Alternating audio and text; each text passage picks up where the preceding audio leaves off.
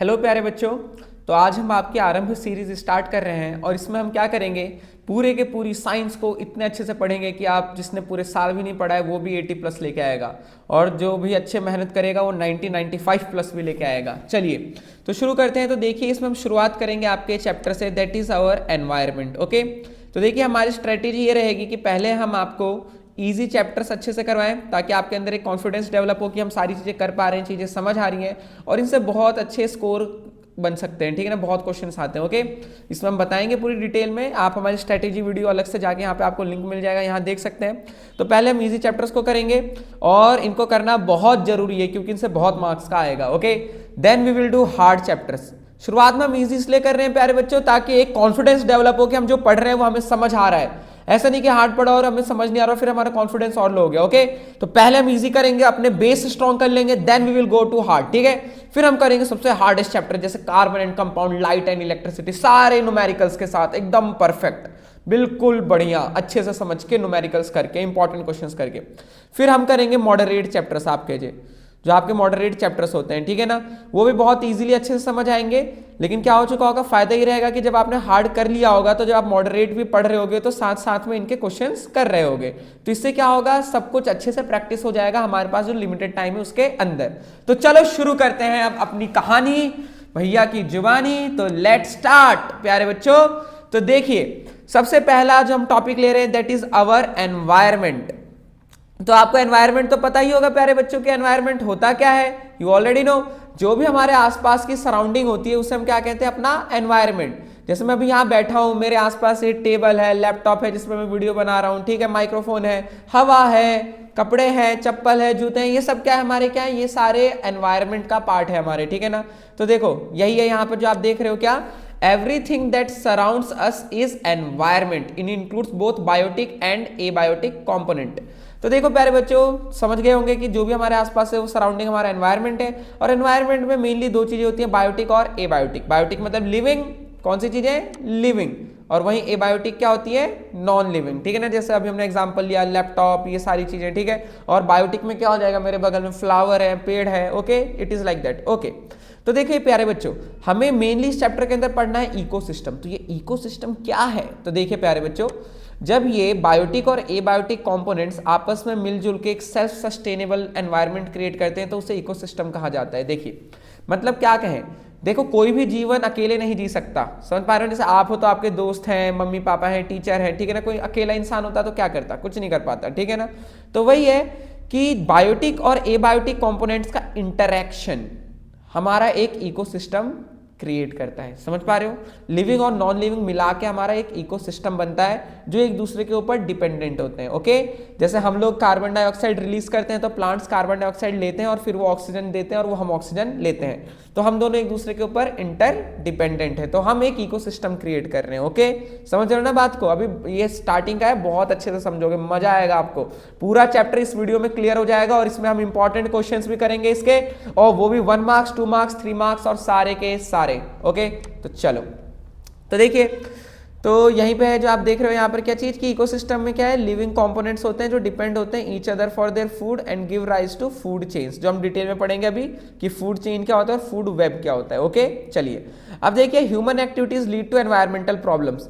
हमारे कई कारनामे एनवायरनमेंट को थोड़ा नुकसान पहुंचा रहे हैं, जैसे कि ओजोन लेयर डिप्लीट हो रही है। बहुत ही इंपॉर्टेंट टॉपिक है, क्या, बहुत ही इंपॉर्टेंट टॉपिक जिसे हमें बहुत डिटेल में पढ़ना है क्योंकि इससे बहुत क्वेश्चंस बनेंगे। Okay, depletion of ozone layer, और ये आपका जो लास्ट में है गार्बेज। ठीक है ना, डिस्पोजल कम गार्बेज को कैसे अच्छी तरीके से डिस्पोज ऑफ करें। ओके प्यारे बच्चों, तो चलिए तो फिर करते हैं शुरू। तो देखिए सबसे पहली चीज है, थोड़ा सा हम जानना चाहते हैं कि बायोडिग्रेडेबल और नॉन बायोडिग्रेडेबल में फर्क क्या होता है। यह है बायोडिग्रेडेबल वेस्ट। तो आपको पता ही है, बचपन से पढ़ते आ रहे हैं भैया कि बायोडिग्रेडेबल तो वेस्ट वो होता है जो कि दोबारा नेचर में डिकम्पोज हो जाता है। ठीक है ना, डिकम्पोज मतलब डिकम्पोजर कुछ छोटे छोटे ऑर्गेनिजम्स होते हैं जिन्हें माइक्रोब्स कहते हैं, जो चीजें सड़ रही होती हैं, जो चीज मर गई होती है, उनको वो दोबारा से मिट्टी में मिला देते हैं, उनको पूरा डाइजेस्ट कर देते हैं। ठीक है ना, तो वही देखिए, they can be broken down into non poisonous substances by the action of micro organisms. मतलब हम बायोडिग्रेडेबल सोर्स वेस्ट को दोबारा से मिट्टी में मिला सकते हैं, उसे ब्रेक कर सकते हैं। ठीक है ना, नेचुरली। ठीक है, क्या है वो, क्या बोलते हैं, अपना फॉर्म चेंज कर लेते हैं, दे change their form and structure over time and become harmless. जैसे कि कहीं पर मान लो कोई पेड़ गिर गया, ठीक है ना, तो ऐसा थोड़ी ना जिंदगी भर वो पेड़ वहीं रहेगा, कुछ समय के बाद उसके पत्ते सड़ जाएंगे, गल जाएंगे, समय के साथ मिट्टी में कहते हैं जो लकड़ी है वो भी धीरे धीरे गल जाएगी, दीमक लग जाएगा, समझ रहे हो, खत्म हो जाएगा। ओके, तो समय के साथ वो हार्मलेस हो जाएगा। ओके, मतलब वो मिट्टी में मिल जाएगा बैक टू जहाँ से वो पैदा हुआ था, ठीक है ना। और वो ज़्यादातर क्या होता है, ये आपके पॉल्यूशन क्रिएट नहीं करते हैं, ठीक है ना, एनवायरनमेंट में, क्योंकि ये डिकम्पोज हो जाते हैं। बट अभी हम और चीज़ें पढ़ेंगे आगे जाके, ठीक है ना। अगला देखिए, एग्जाम्पल के तौर पे क्या है, आपके पास सड़ा हुआ सब्जी जैसे कुछ भी हो गई, खराब हो गई, वेजिटेबल पील जो आपने छिलका सब्जी का, ठीक है ना, पेपर, लेदर, ये सब क्या है, बायोडिग्रेडेबल वेस्ट। कौन से वेस्ट, बायोडिग्रेडेबल वेस्ट, बहुत बढ़िया। देन कम्स आपका non biodegradable waste. What, non biodegradable waste, जैसे कि बच्चा आपको पता है ना, हमारे plastic cup, disposable plastic cup, ये सारी चीजें, ठीक है ना। तो इन्हें हम सिंपल सब्सटेंस में ब्रेक नहीं कर सकते हैं और ये हार्मफुल होते हैं, ठीक है ना। हम इन्हें, देखो क्या लिखा है, they can not be broken down into harmless substance, मतलब इसे हम हार्मलेस नहीं बना सकते किसी भी बायोलॉजिकल प्रोसेस से, क्योंकि देखो जो माइक्रो ऑर्गेनिजम्स होते हैं वो बायोडिग्रेडेबल वेस्ट को तो डिकम्पोज कर देते हैं, बट नॉन बायोडिग्रेडेबल वेस्ट को डिकम्पोज नहीं कर पाते, क्योंकि नॉन बायोडिग्रेडेबल वेस्ट एक्चुअली बोले तो नेचर का है ही नहीं, वो हमारा क्रिएट किया हुआ है। प्लास्टिक नेचर ने थोड़ी ना बनाया है, ठीक है, नेचर ने जो खुद से बनाया है वो सब बायोडिग्रेडेबल है। चलिए देखिए, they remain unchanged over long period of time. जैसे एग्जांपल लीजिए, आपके पास कोई शीशा है या कोई प्लास्टिक है, तो कितना भी समय बीत जाए वो वैसे का वैसा ही रहेगा। अगर आप मिट्टी में गाड़ दें लोहे के पीस को, समझ पा रहे हैं ना, तो क्या बोलते हैं, अगर हम बाद में भी आके खोदेंगे तो हमें वो लोहे का पीस वहीं पे हमें मिलेगा। ओके ना, प्लास्टिक भी उसी तरह, ठीक है। They can continue to pollute the environment, ठीक है ना, वो डिकम्पोज ही नहीं होते तो वो हमेशा पॉल्यूट करते रहेंगे। ओके, अब देखिए एग्जाम्पल के तौर पे glass bottle, metal can, polythene bag, synthetic fibre etcetera. Okay, समझ गए प्यारे बच्चों, तो ये है नॉन बायोडिग्रेडेबल वेस्ट, और ये सब नेचर के लिए बहुत ही खराब है। ओके, हमारी सेहत के लिए भी, बिकॉज पॉल्यूशन क्रिएट कर रहे हैं। ओके, तो अभी हम बहुत सारी चीजें करेंगे इसके अंदर डिटेल में। अब एक चीज आती है कि हम biodegradable waste, non biodegradable waste से बचे कैसे, हाँ क्या बचे कैसे, तो ऑब्वियसली आप लिखोगे कि हम प्लास्टिक बैग की जगह क्या यूज करेंगे, क्लॉथ के बैग्स, ठीक है ना, क्लॉथ बैग्स, ठीक है ना, जो कपड़े के बने हुए हों, ठीक है ना, प्लास्टिक बैग की जगह। और वहीं पे जैसे क्या बोलते हैं, जो डिस्पोजेबल प्लास्टिक कप होता है उसकी जगह हम पेपर कप का यूज करें। ओके, जो कि दोबारा से डिकम्पोज हो जाता है। ओके, अब क्या बोलते हैं, आप एक और चीज़ कर सकते हो कि वही बाहर जाने से पहले हम क्या बोलते हैं खुद से बैग लेकर के जाएं, और सिंपली बोले तो चीज़ों को क्या बोलते हैं मिनिमम से मिनिमम फेंके, चीज़ों को रिसाइकल किया जाए, ठीक है ना। जैसे कोई प्लास्टिक की कोई चीज़ है तो उसे हम फेंकने की जगह उसका रिसाइकलिंग कर ले। ओके, समझ पा रहे हो। तो नॉन बायोडिग्रेडेबल की दिक्कतें तो ये सब है, और इनसे बचने के तरीके ये हैं, थोड़ा सा जागरूक होना पड़ेगा, ये सब क्वेश्चन आएंगे, ठीक है ना।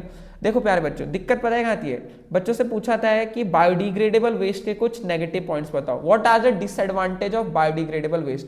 अब बच्चों ने तो बचपन से ही पढ़ा है भाई बायोडिग्रेडेबल वेस्ट तो अच्छा होता है, वो डिकम्पोज हो जाता है, तो इसके क्या दिक्कतें होंगी, होती हैं बच्चा पार्टी, होती हैं, ठीक है, तो you should know that.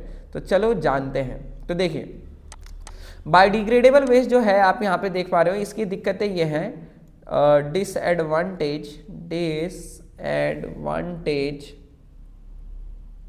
Of biodegradable waste, तो देखिए प्यारे बच्चों, पहला क्या चीज़ है, अगर बायोडिग्रेडेबल वेस्ट बहुत ज़्यादा कलेक्ट हो जाता है एक जगह पे, ठीक है ना, टू मच बायोडिग्रेडेबल वेस्ट, ये वो चीज़ें हैं जो आपको बुक में डायरेक्टली नहीं मिलेंगी, ठीक है ना, और एग्जाम में क्वेश्चन बनेंगे तो आप कंफ्यूज हो जाओगे। Too much biodegradable waste can cause spoiling and bad smell, ठीक है ना। अगर कहीं पे बहुत ज़्यादा ऑर्गेनिक कूड़ा इकट्ठा हो जाए तो वहाँ क्या होगा, वहाँ से मतलब वो सड़ेगा और वहाँ से बहुत बदबू आएगी, और वहाँ पे क्या बन जाएगा, वो ब्रीडिंग ग्राउंड बन जाएगा किसका, it becomes breeding ground for insects, मतलब वहाँ पे बहुत सारे कीड़े पैदा होंगे। अब भाई ये कीड़ों में तो मच्छर ये सब कुछ हो सकता है, ठीक है ना, ब्रीडिंग ग्राउंड फॉर इंसेक्ट्स, और इंसेक्ट्स क्या फैला सकते हैं, डिजीजेस फैला सकते हैं। तो ये एक बहुत बड़ी दिक्कत की बात है कि जहाँ पे वो सड़ेंगे वहाँ पे एक इंसेक्ट्स पैदा होंगे और उनसे डिजीजेस हो सकती है और बैड स्मेल, बदबू आएगी, ठीक है ना। और दूसरी चीज़ क्या है कि देखो जब क्या बोलते हैं आपका बायोडिग्रेडेबल वेस्ट डिकम्पोज हो रहा होता है तो वो क्या प्रोड्यूस करता है, मीथेन गैस। क्या, मीथेन गैस। तो ये जो मीथेन गैस होती है प्यारे बच्चों, ये हमारे क्या बोलते हैं एटमॉस्फेयर में, मतलब हमारा ग्लोबल वार्मिंग इंक्रीज करती है। आप सिंपली शॉर्ट में अभी ये रखिए कि मीथेन से क्या होती है, ग्लोबल वार्मिंग होती है, और मीथेन कैसे प्रोड्यूस होती है, जब कोई बायोडिग्रेडेबल वेस्ट स्पॉइल हो रहा होता है, ठीक है ना, जब डिकम्पोज हो रहा होता है। ओके, तो ये सब क्या हो गया आपके बायोडिग्रेडेबल वेस्ट के भी डिसएडवांटेज, ठीक है, ये भी पॉल्यूशन क्रिएट कर सकता है, ठीक है ना, अगर कहीं पे बहुत ज्यादा इकट्ठा हो जाए तो, ठीक है ना, पॉल्यूशन क्रिएट कर सकता है, ठीक है ना, और डिजीजेस भी फैला सकता है। ओके, ठीक है, बहुत बढ़िया बहुत बढ़िया। चलिए फिर आगे चलते हैं, ये समझ गए तो आप, क्लियर है आपको, बढ़िया। अब देखिए इकोसिस्टम, मेन कहानी यहां से है हमारी, इकोसिस्टम। तो देखिए इकोसिस्टम की कहानी ये है कि जो आपका इकोसिस्टम होता है, it is a self contained area composed of different kinds of organisms which interact with each other as well as physical conditions. तो देखिए प्यारे बच्चों, क्या ये एक सेल्फ कंटेन्ड एरिया है, मतलब जिसे किसी और चीज की जरूरत नहीं है, वो आपस में खुश हैं और सर्वाइव कर पा रहे हैं, ठीक है ना, जिसके अंदर डिफरेंट ऑर्गेनिजम्स होते हैं जो एक दूसरे के साथ इंटरेक्ट करते हैं, इंटरेक्ट मतलब खाते हैं, ठीक है ना, एक दूसरे को, और मतलब हेल्प भी करते हैं कई जगह, ठीक है ना, each other as well as physical conditions. अब देखो भाई, सिर्फ एनिमल्स और प्लांट्स की वजह से तो चलेगा नहीं, वहां पे क्या जरूरी है, वहां पे फिजिकल कंडीशंस भी जरूर, फिजिकल कंडीशन में जैसे sunlight, air, water, soil, climatic factors, ये सब क्या हो गए। तो देखो ये जो ऑर्गेनिज्म वाला है ये तो हमारा बायोटिक फैक्टर हो गया, कौन से, बायोटिक, अगर ऑर्गेनिज्म आ रहे हैं तो बायोटिक है, लिविंग है, और वहीं पे जब इन क्वांटिटीज की बात हो रही है, ये क्वांटिटी सनलाइट, एयर, वाटर, ये सब क्या है हमारे, ए बायोटिक, क्या, ए बायोटिक, बहुत बढ़िया। चलिए तो समझ गए, मतलब क्या बोलते हैं, बायोटिक और एबायोटिक कंपोनेंट्स का मिक्सचर जो सेल्फ कंटेन्ड है, मेन लाइन ये है, एनवायरनमेंट और इसके अंदर जो डिफरेंस है वो ये है, ठीक है ना, it is a self contained area, मतलब जिसे एक्स्ट्रा सपोर्ट की जरूरत नहीं है, ठीक है। अब आता है अगला क्वेश्चन कि इकोसिस्टम कितने टाइप्स का होता है प्यारे बच्चों। तो याद रखना, देखिए जो ये है टाइप्स ऑफ इकोसिस्टम, तो इकोसिस्टम आपके दो टाइप्स के होते हैं, एक मैन मेड और एक नेचुरल। तो ये देख पा रहे हैं आप यहाँ पे स्लाइड में, बहुत मेहनत करिए बच्चों आप लोगों के लिए सब बनाने के लिए, ठीक है ना, मन लगा के पढ़ो और अच्छा स्कोर करो। आपको पता ही है ना, ये चैप्टर तो बहुत ही इंपॉर्टेंट है, सीधे 5 नंबर का आ रहा है भाई, 5 मार्क्स कम होते हैं क्या, 80 में से 5 का है ये सीधे। चलो पढ़ते रहो। चलिए देखिए, तो टाइप्स ऑफ इकोसिस्टम में एक हमारे पास है नेचुरल इकोसिस्टम और एक है हमारे पास आर्टिफिशियल इकोसिस्टम। तो देखिए प्यारे बच्चों, नेचुरल इकोसिस्टम के अंदर क्या है आपके पास, सबसे पहला एक्वेटिक इकोसिस्टम। नेचुरल मतलब जो सेल्फ कंटेन्ड है, नेचुरली अपने आप ग्रो कर रहे हैं, ठीक है। एक्वेटिक जो भी आपका ओशन हो गया, ये सारी चीजें हो गई, ठीक है ना, लिक्विड के अंदर, पानी के अंदर जो अपने आप ही नेचुरली है। पॉन्ड इकोसिस्टम हो गया, ठीक है ना, और टेरेस्ट्रियल इकोसिस्टम। टेरेस्ट्रियल मतलब जमीन वाला, देखो एक्वेटिक मतलब तो समझ ही गए होंगे भैया, वाटर, पानी के अंदर की जिंदगी हुई। एक्वामैन देखिए, एक्वामैन, ठीक है ना, अभी नहीं देखने का, एग्जाम निपट जाए तब देखने का, ठीक है, समझ आएगा पानी के अंदर की दुनिया। चलिए अब देखिए, या फाइंडिंग नीमो तो देखी होगी ना, तो वो आपका एक्वेटिक इकोसिस्टम हो गया। पॉन्ड इकोसिस्टम वही है, बस यहाँ पे क्या है कि क्या बोलते हैं, फर्क क्या है कि ये पूरा ओशन नहीं है, एक लिमिटेड एरिया है। पॉन्ड पता है ना, रुका हुआ पानी एक जगह पर जहाँ ज्यादा इकट्ठा हो जाता है, ठीक है ना, ज्यादा सा।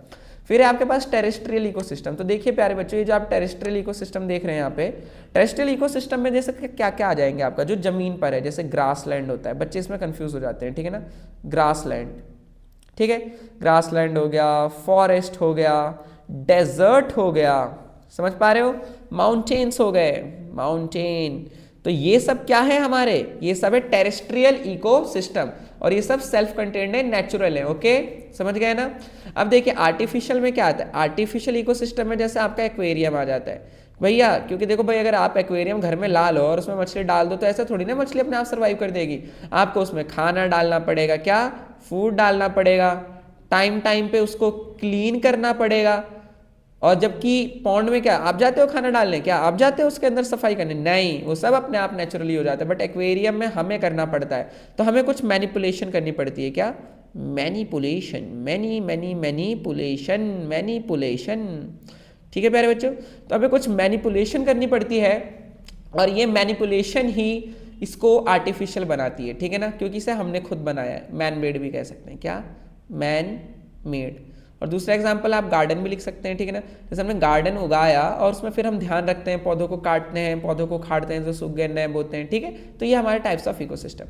अब आता है उसके बाद आपके पास कंपोनेंट्स ऑफ इकोसिस्टम। बच्चों ये चैप्टर एकदम इस परफेक्ट शॉर्ट में कंप्लीट हो जाएगा अच्छे से, पूरी समरी, ठीक है।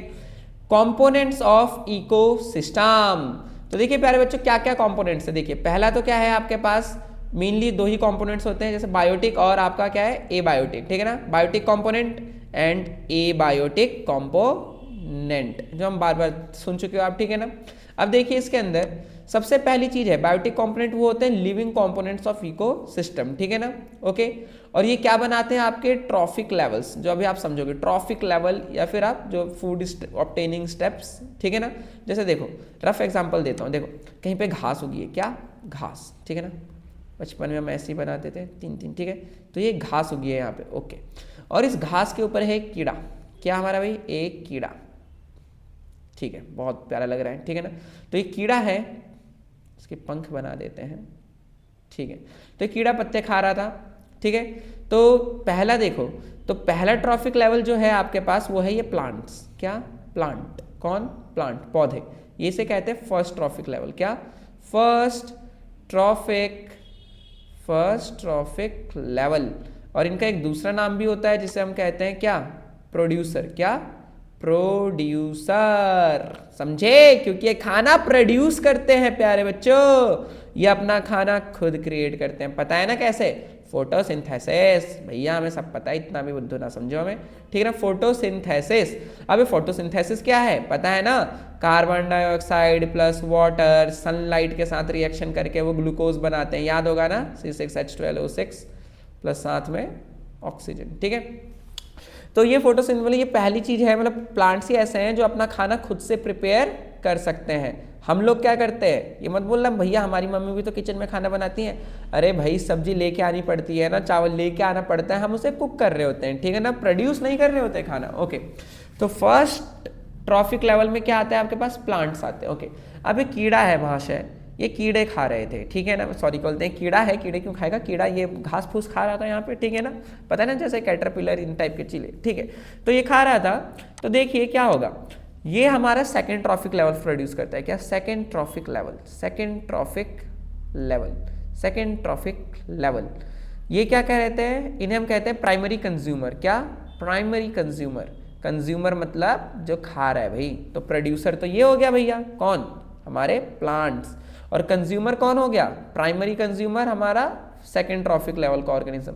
और इनको क्या बोलते हैं, हर्बीवोर, क्या, हर्बीवोर, अरे भैया हर्बीवोर ही तो होते हैं जो प्लांट्स को खाते हैं, ठीक है ना, हर्बीवोर, समझ आ रहा है ना, जो नहीं समझ आएगा पूछना, ठीक है, हर्बीवोर। अब देखिए भैया, अब यहाँ पे एक मेंढक बैठा था, क्या, एक मेंढक, ठीक है, एक मेंढक बैठा था, ठीक है, आई होप कि लग रहा होगा मेंढक है, ठीक है ना, अजीब सा लग रहा है कुछ नहीं, ठीक है ना, दिस इज और मेंढक हमने अपनी जीभ निकाली वो और इसको पकड़ लिया, ठीक है ना, मेंढक महाराज, फ्रॉग, ठीक है। तो फ्रॉग लग नहीं रहा है बट वो फ्रॉग है, समझ लेने का। तो फ्रॉग ने कीड़े को अपनी जीभ से पकड़ा और सीधे पेट में खा गया भाई। तो ये फ्रॉग साहब क्या बन गए हमारे, ये बन गए हमारे सेकेंड ट्रॉफिक लेवल, सॉरी क्या, ये हमारे बन गए second trophic level,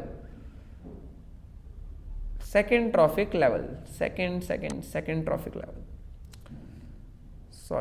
sorry mistake हो गई, थर्ड ट्रॉफिक लेवल,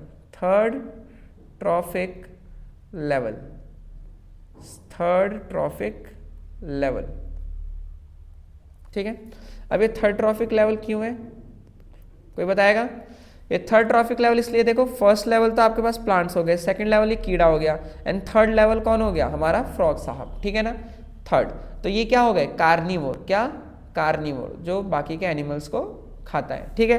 अब भाई मेंढक साहब की भी जिंदगी थी नहीं ज़्यादा लंबी, कुछ समय बाद एक सांप आ रहा था, कौन, एक सांप, ठीक है, एक सांप पीछे से आया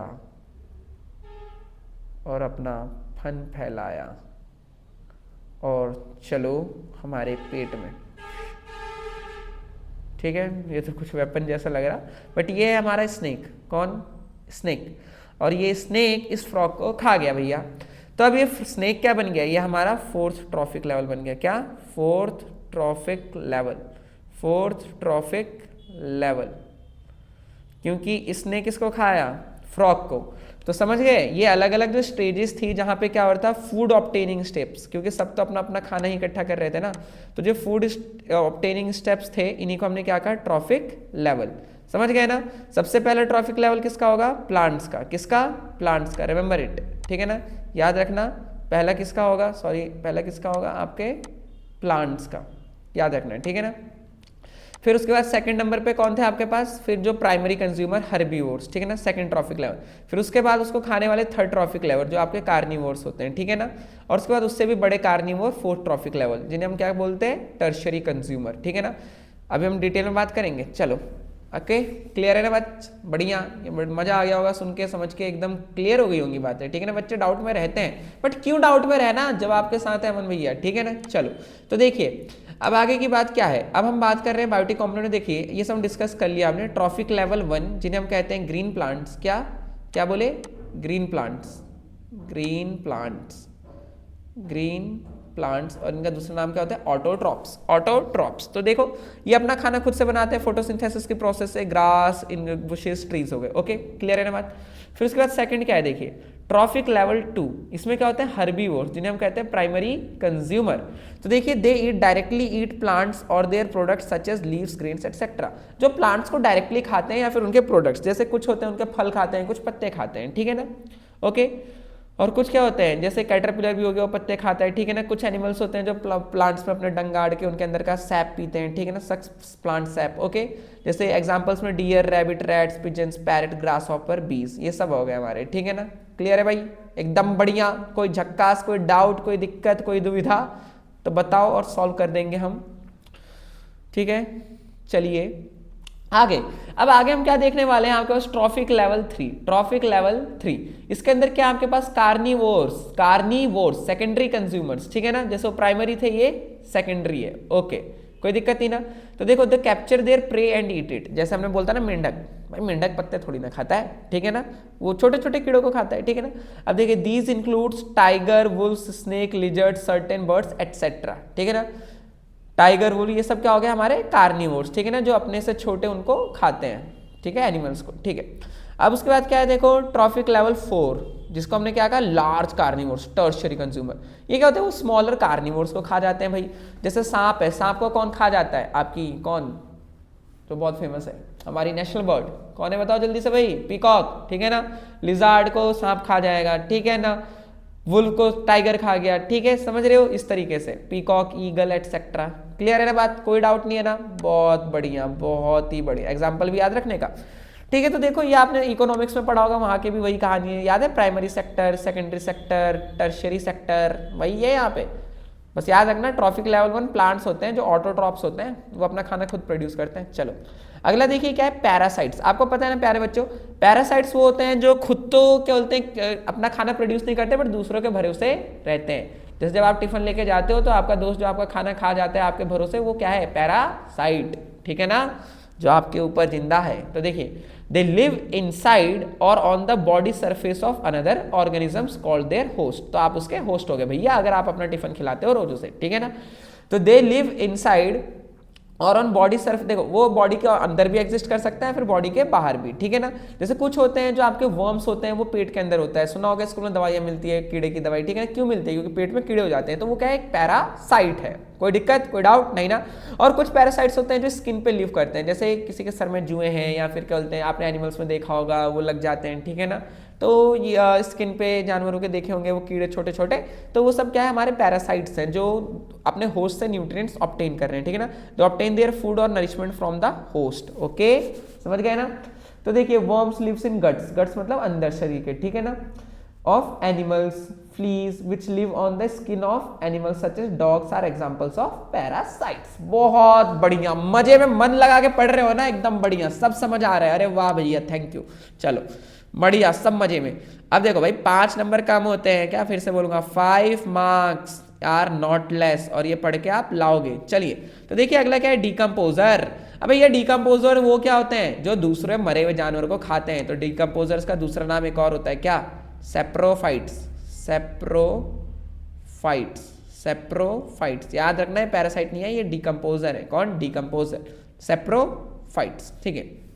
तो देखिए क्या लिखा है, they break down the complex organic compounds, they break down the complex organic compounds, ठीक है। They break down the complex organic compounds present in these dead organisms into simpler substances. देखो जो भी ऑर्गेनिक कंपाउंड प्रेजेंट होता है हमारी body के अंदर, जब हम चले जाते हैं दुनिया से छोड़ के इसको, तो वो बैक्टीरिया क्या करते हैं, उन्हें दोबारा से ब्रेक डाउन कर देते हैं सिंपल सब्सटेंसेस में। भाई कॉम्प्लेक्स हो गई जिंदगी, अब सिंपल हो जाओ, दोबारा से मिट्टी में मिल जाओ, भाई बहुत हो गया, जी लिए, ठीक है। अगला क्या है देखिए, these include certain bacteria and fungi, ठीक है ना। बैक्टीरिया फंजाई होता है, वल्चर होता है, पता है ना, वो कहते हैं वो पक्षी खतरनाक से दिखते हैं जो वो मरे हुए जानवरों को खाते हैं, ठीक है। क्लीनिंग एजेंट है वो एनवायरनमेंट के, ठीक है, समझ रहे हो ना। इकोसिस्टम में नेचुरली ये भी है कि कोई मर जाए तो उसको कैसे डिस्पोज करें, नेचुरली वल्चर्स खा जाते हैं, ठीक है ना। Kites, crows and some insects, बहुत बढ़िया। तो यहाँ पे आपका ये कंप्लीट होता है बायोटिक कॉम्पोनेंट्स ऑफ इकोसिस्टम। कोई डाउट, कोई दिक्कत नहीं है ना। एक बार क्विक रिवीजन करा देते हैं। देखो पहला है ट्रॉफिक लेवल 1 जिसके अंदर आते हैं plants, trophic level 2 herbivores primary consumer कहते हैं, ट्रॉफिक लेवल 3 इन्हें सेकेंडरी कंज्यूमर कहते हैं, ट्रॉफिक लेवल 4 टर्शियरी कंज्यूमर, और ये एक्स्ट्रा में आपके पैरासाइट और डिकम्पोजर्स। बहुत बढ़िया, बहुत ही बढ़िया प्यारे बच्चों, मन लगा के पढ़ो, नाम रोशन करना है मम्मी पापा का, कुछ बड़ा करना है ना। तो ये आरंभ सीरीज बहुत ग्रेट होने वाली है ये। चलिए आरंभ तो हो ही चुका है। अब देखिए हमारा क्या है, एबायोटिक कंपोनेंट्स, क्या एबायोटिक कंपोनेंट्स। तो अब हम एबायोटिक कंपोनेंट्स का स्टडी करने जा रहे हैं। देखिए वो नॉन लिविंग कंपोनेंट्स होते हैं किसी इकोसिस्टम के, जैसे कि आप यहाँ पे क्या देख पा रहे हैं, सनलाइट, क्या सनलाइट। तो देखिए the energy obtained from sunlight is essential for the production of food for photosynthesis. बिना सनलाइट के भैया एनर्जी कैसे मिलेगी, याद है ना। फोटोसिंथेसिस क्या है, एक एंडोथर्मिक या एक्सोथर्मिक प्रोसेस, साथ में मैं सब रिवाइज कराता रहूंगा आपको। तो फोटोसिंथेसिस आपका एक एंडोथर्मिक प्रोसेस है, और एंडोथर्मिक प्रोसेस जो होता है आपका, उसके लिए एनर्जी रिक्वायर्ड होती है। तो वो एनर्जी कहाँ से मिलती है, सनलाइट, सूरज दादा देते हैं हमें, ठीक है ना। तो देखिए अब उसके बाद एयर, भैया ऑक्सीजन तो एयर से मिलती है, तो वो भी एसेंशियल है, हमारे लिए भी एसेंशियल है, ठीक है ना। तो कार्बन डाइऑक्साइड प्लांट्स के लिए यूजफुल है, ऑक्सीजन हमारे लिए यूजफुल है। वाटर, बिना पानी के कौन ही जिंदा रहा है, ठीक है ना। सेल्स में मेनली वही है, ठीक है ना। बहुत सारे बायोकेमिकल रिएक्शंस के लिए जरूरत होती है, ठीक है ना, विच अकर इन ऑर्गेनिजम्स। बिना पानी के क्या जीवन, जल ही जीवन है, सुनते हो ना। टेम्परेचर, भैया देखो टेम्परेचर से बहुत फर्क पड़ता है, कौन से एरिया में कौन से पौधे उगते हैं ज्यादा, वो भी टेम्परेचर पर डिपेंड करता है। तो देखो temperature affects the distribution of living organisms in environment. जैसे भैया देखो पोलर बेयर है, वो वहां पे रहता है एंटार्क्टिक आर्टिक में, ठीक है ना, बर्फों में। अगर मैं उसे ला के डेजर्ट में डाल दूं भैया, वो एक दिन जिंदा ना रह ले, समझ पा रहे हो ना। वहीं पे मैं ऊंट को पोलर बियर के रीजन में छोड़ दूं तो वो भी एक दिन जिंदा ना रहे, समझ पा रहे हो ना। तो हर चीज अपने हिसाब से डिपेंडेंट है अकॉर्डिंग टू टेम्परेचर। और ये हमारे बॉडी के अंदर जो एंजाइम होते हैं उनकी एक्टिविटीज को भी कंट्रोल करते हैं। जैसे टेम्परेचर के हिसाब से एंजाइम एक्टिविटी फास्ट या स्लो हो सकती है, ओके। पता है ना एंजाइम्स होते हैं हमारी बॉडी के अंदर जो रिएक्शंस को फास्ट करते हैं। तो देखिए सॉइल, अब भैया देखो प्लांट्स तो सॉइल पे ही ग्रो करते हैं ना, तो भाई ये substratum for the growth of plant, ये याद रखना, मतलब प्लांट के लिए उगने के लिए वो नेसेसरी है, उसी से सारे न्यूट्रिएंट्स मिलते हैं। Water and minerals are transported to plants in from the what, from the soil, ठीक है ना। Such as sodium potassium are required by plants, तो सॉइल के अंदर ही ये सब मिलता है। बहुत बढ़िया, बहुत ही बढ़िया, मजे में बढ़िया जिंदगी चल रही है, मजा आ रहा है पढ़ने में, बहुत बढ़िया। अब देखिए अब ये क्या है यहाँ पर, अब फूड चेन की बात हो रही है, क्या फूड चेन। देखिए the sequential process of eating and being eaten is called food chain. खाना खिलाओ और फिर खुद खाना बन जाओ। चलिए देखिए, तो यही जो सीक्वेंशियल प्रोसेस है ईटिंग की, मतलब खाने की, और खुद खाना बन जाने की, इसको कहते हैं फूड चेन, ठीक है ना। अब देखिए ये बहुत इंपॉर्टेंट लाइन है, food chain represents unidirectional transfer of energy. Unidirectional transfer of energy से क्या मतलब है हमारा, इसका मतलब है कि एनर्जी सिर्फ एक ही डायरेक्शन में फ्लो करेगी, क्या, energy will flow in one direction only, कभी रिवर्स नहीं होगा। जैसे देखो यहाँ पे हमारे पास, जैसे हमने बोला कि यहाँ पे हमारे पास घास उगी हुई है, क्या, घास, पौधा, ठीक है ठीक है ठीक है ठीक है ठीक है, ओके। अब घास को खाया था हमारे एक छोटे से कीड़े ने, जिसका एग्जाम्पल हमने अभी दिया था, ठीक है ना, इसका पंख बना देते, ठीक है ठीक है ठीक है। अब कीड़े को किसने खाया था, हमारे भाई मेंढक ने, ठीक है, किसने, मेंढक ने, किसने, फ्रॉग ने। लग रहा है नहीं लग रहा, जीभ बना देता हूं, ठीक है भैया, ये हमारा मेंढक, ठीक है। मेंढक को किसने खाया, हमारे स्नेक ने,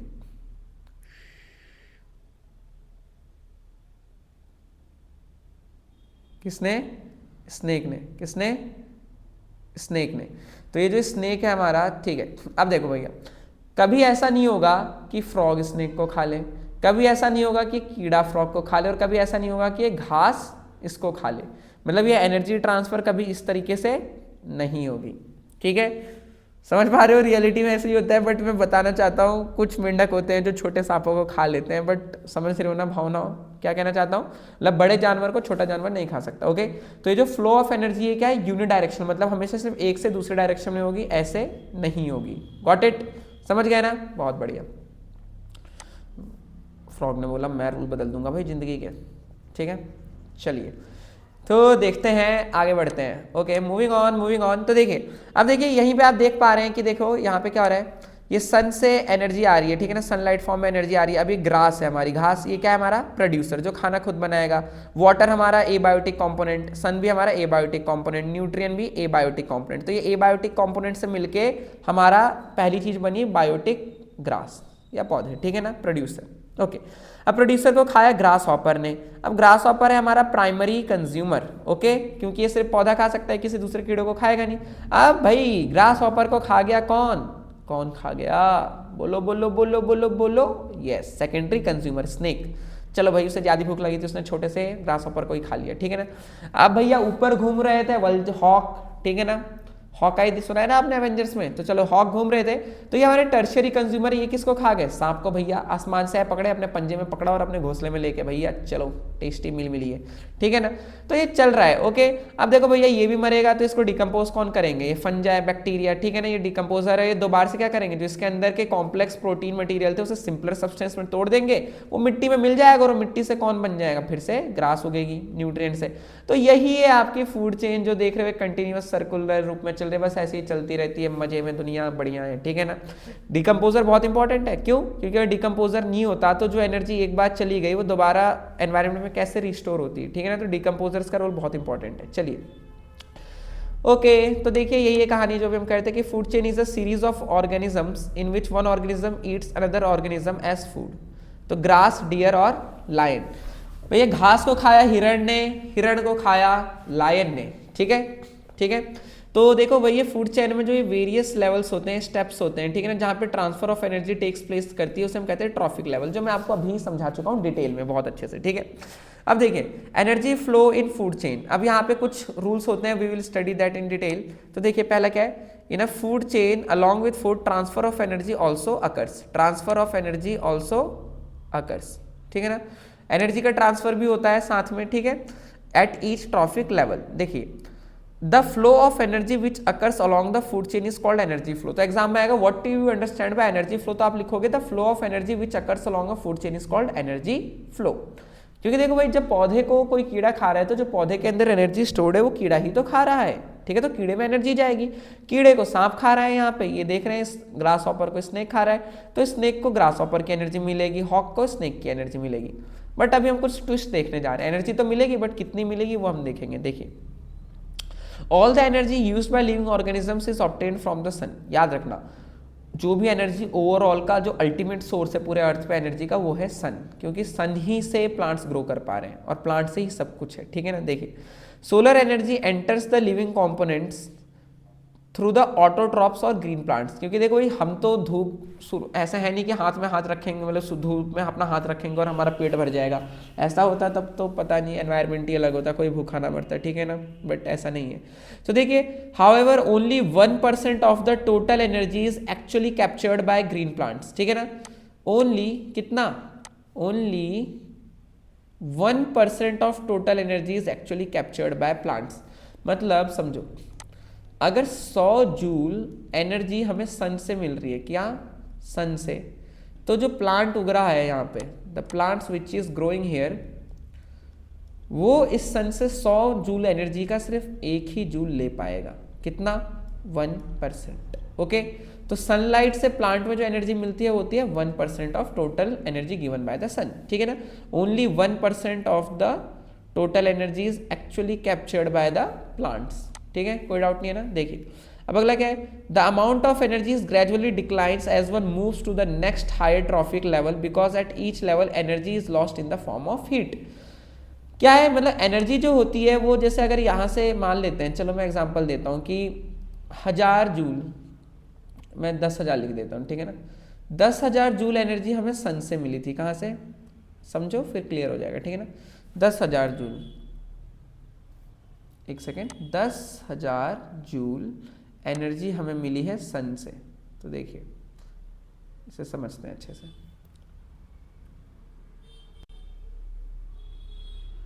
ठीक है, देखिए अब यहाँ पे जो हमारी बात चल रही है बड़ी महत्वपूर्ण, देखिए सन से मानते हैं कि 10,000 जूल एनर्जी है, 10,000 जूल्स। अब 10,000 का पहले 1% निकालो भैया, 1%। जल्दी जल्दी कमेंट करो क्विकली। 10,000 का 1% क्या होगा? अरे बच्चे बाटी क्या करोगे? 10,000 लिखा, उसे 100 से डिवाइड कर दिया, कितना बचा? 100, ठीक है ना। इसका 1% निकालना है तो 1 से मल्टीप्लाई कर दिया, तो 1 ही आना है, 100, ठीक है। तो 10,000 जूल अगर हमें सन दे रहा है, Suraj Dev is giving us 10,000 joules of energy, तो प्रोड्यूसर को मिलेगी ओनली 100 जूल ऑफ एनर्जी, 10,000 का 1%, ओके। अब देखो भैया, पौधा ऐसा तो है नहीं कि ये जो ग्रास हॉपर जब खाएगा तो जितनी एनर्जी प्रोड्यूसर पे थी उतनी इसमें चली जाएगी, क्योंकि प्रोड्यूसर को भी तो अपनी ज़रूरतें पूरी करनी है ना भाई। ये भी थोड़ा रेस्पिरेशन कर रहा है, बाकी चीज़ें कर रहा है, और इसमें से भी हीट रिलीज हो रही है, एनवायरनमेंट में जा रही है। तो क्या होता है, 90%, देखो यहाँ से यहाँ, मतलब 90% एनर्जी का लॉस हो जाता है। मतलब जब ये ग्रास हॉपर खाएगा किसको, इस ग्रास को, तो उसको सिर्फ 10% मिलेगा जितना प्लांट के पास था। प्लांट के पास कितना था? 100 जूल। तो उसमें से 90% कहाँ चला जाएगा? वेस्ट हो जाएगा। 90% वेस्ट हो जाएगा। वेस्ट मतलब उसकी हीट में कन्वर्ट हो जाएगा, ठीक है ना, एटमॉस्फेयर मतलब एनवायरनमेंट में चला गया। इस ग्रास हॉपर को सिर्फ उसका 10% मिलेगा। तो 100 जूल का 10% कितना होता है बताओ भाई? अरे इतना तो कर ही लोगे। 100 जूल का आपका 10%, you will come to like कितना? 10 जूल्स, ठीक है। 100 जूल का 10% आपको क्या मिलेगा? 10 जूल, ठीक है ना। 90% लॉस, ठीक है। अब 10 जूल, अब इस 10 जूल का जब सांप खाएगा तो उसको ऐसा नहीं है कि इसका क्या बोलते हैं उतना टाइम्स मिल जाएगा, ओके। इसको इसका भी 10% मिलेगा। अब 10 का 10% कितना होता है? 1 जूल, 1 जूल, समझ पा रहे हो ना। और जब इस सांप को ये हॉक खाएगा, ठीक है, तो उसको जो सांप के पास एनर्जी थी उसका भी 10% मिलेगा। अब 1 का 10% क्या हो जाएगा? 0.1 जूल, 0.1 जूल। मतलब देखो, सन ने दी 10,000 जूल एनर्जी, कितनी? 10,000 joule. Let me choose a different colour, बताओ कौन सा कलर चूज करो। चलो रेनबो देखते हैं। देखिए तो 10,000 जूल्स, सॉरी 10,000 जूल सन ने दी, प्लांट्स को मिला सिर्फ 100 जूल, कितना? 100 जूल। इस ग्रास हॉपर को मिला सिर्फ 10 जूल, उसका 10%। फिर उसके बाद स्नेक को मिला इस 10 जूल का भी 10%, दैट इज 1 जूल। और हॉक ने जब सांप को खाया तो उसे उसका भी 10% मिला, दैट इज 0.1 जूल। सो देखो 10,000 जूल से 0.1 जूल, कितनी एनर्जी तेजी से घट रही है, ठीक है ना। तो याद रखना, प्रोड्यूसर्स में लगाते हैं हम 1% रूल, कितना? 1% रूल। और बाकी के जो ये प्रोसेस चल रहे हैं यहाँ पे सिर्फ क्या होता है? 10% एनर्जी ट्रांसफर होती है, तो इसे कहते हैं 10% रूल। इस हमें जिन साइंटिस्ट ने इसे दिया था उनका नाम था लिंडामैन। तो याद रखना, कई बार नाम भी आ जाते हैं कि किसने दिया था।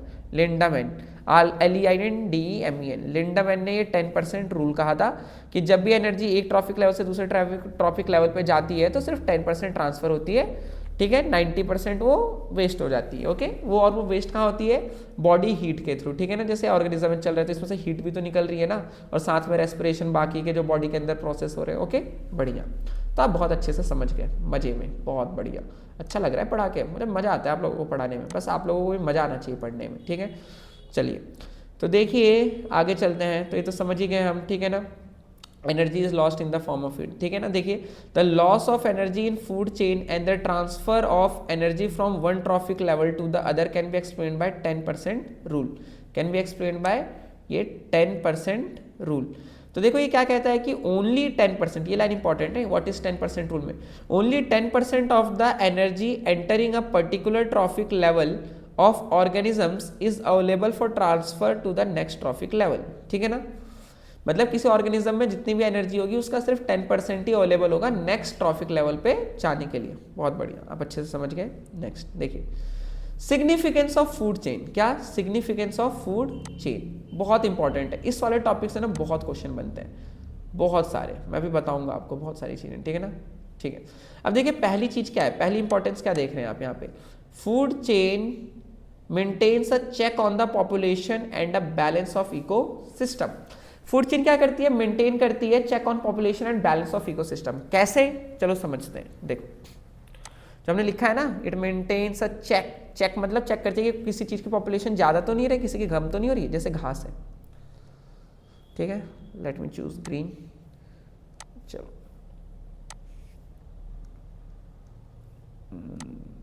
पेंट ब्रश उठाया, ग्रीन कलर लाया, ठीक है। ये हमारी घास, ठीक है, ओके। तो ये हमारी घास है और यहाँ पे अब इसको खा रहे हैं हिरण। कौन, हिरण, ठीक है, ओके। तो ये हमारी हिरण है,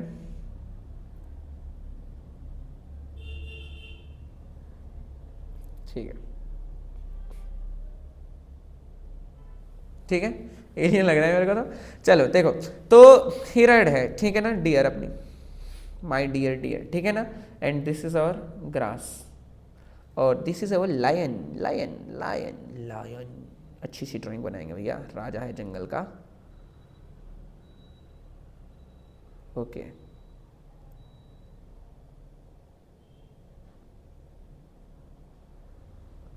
ठीक है,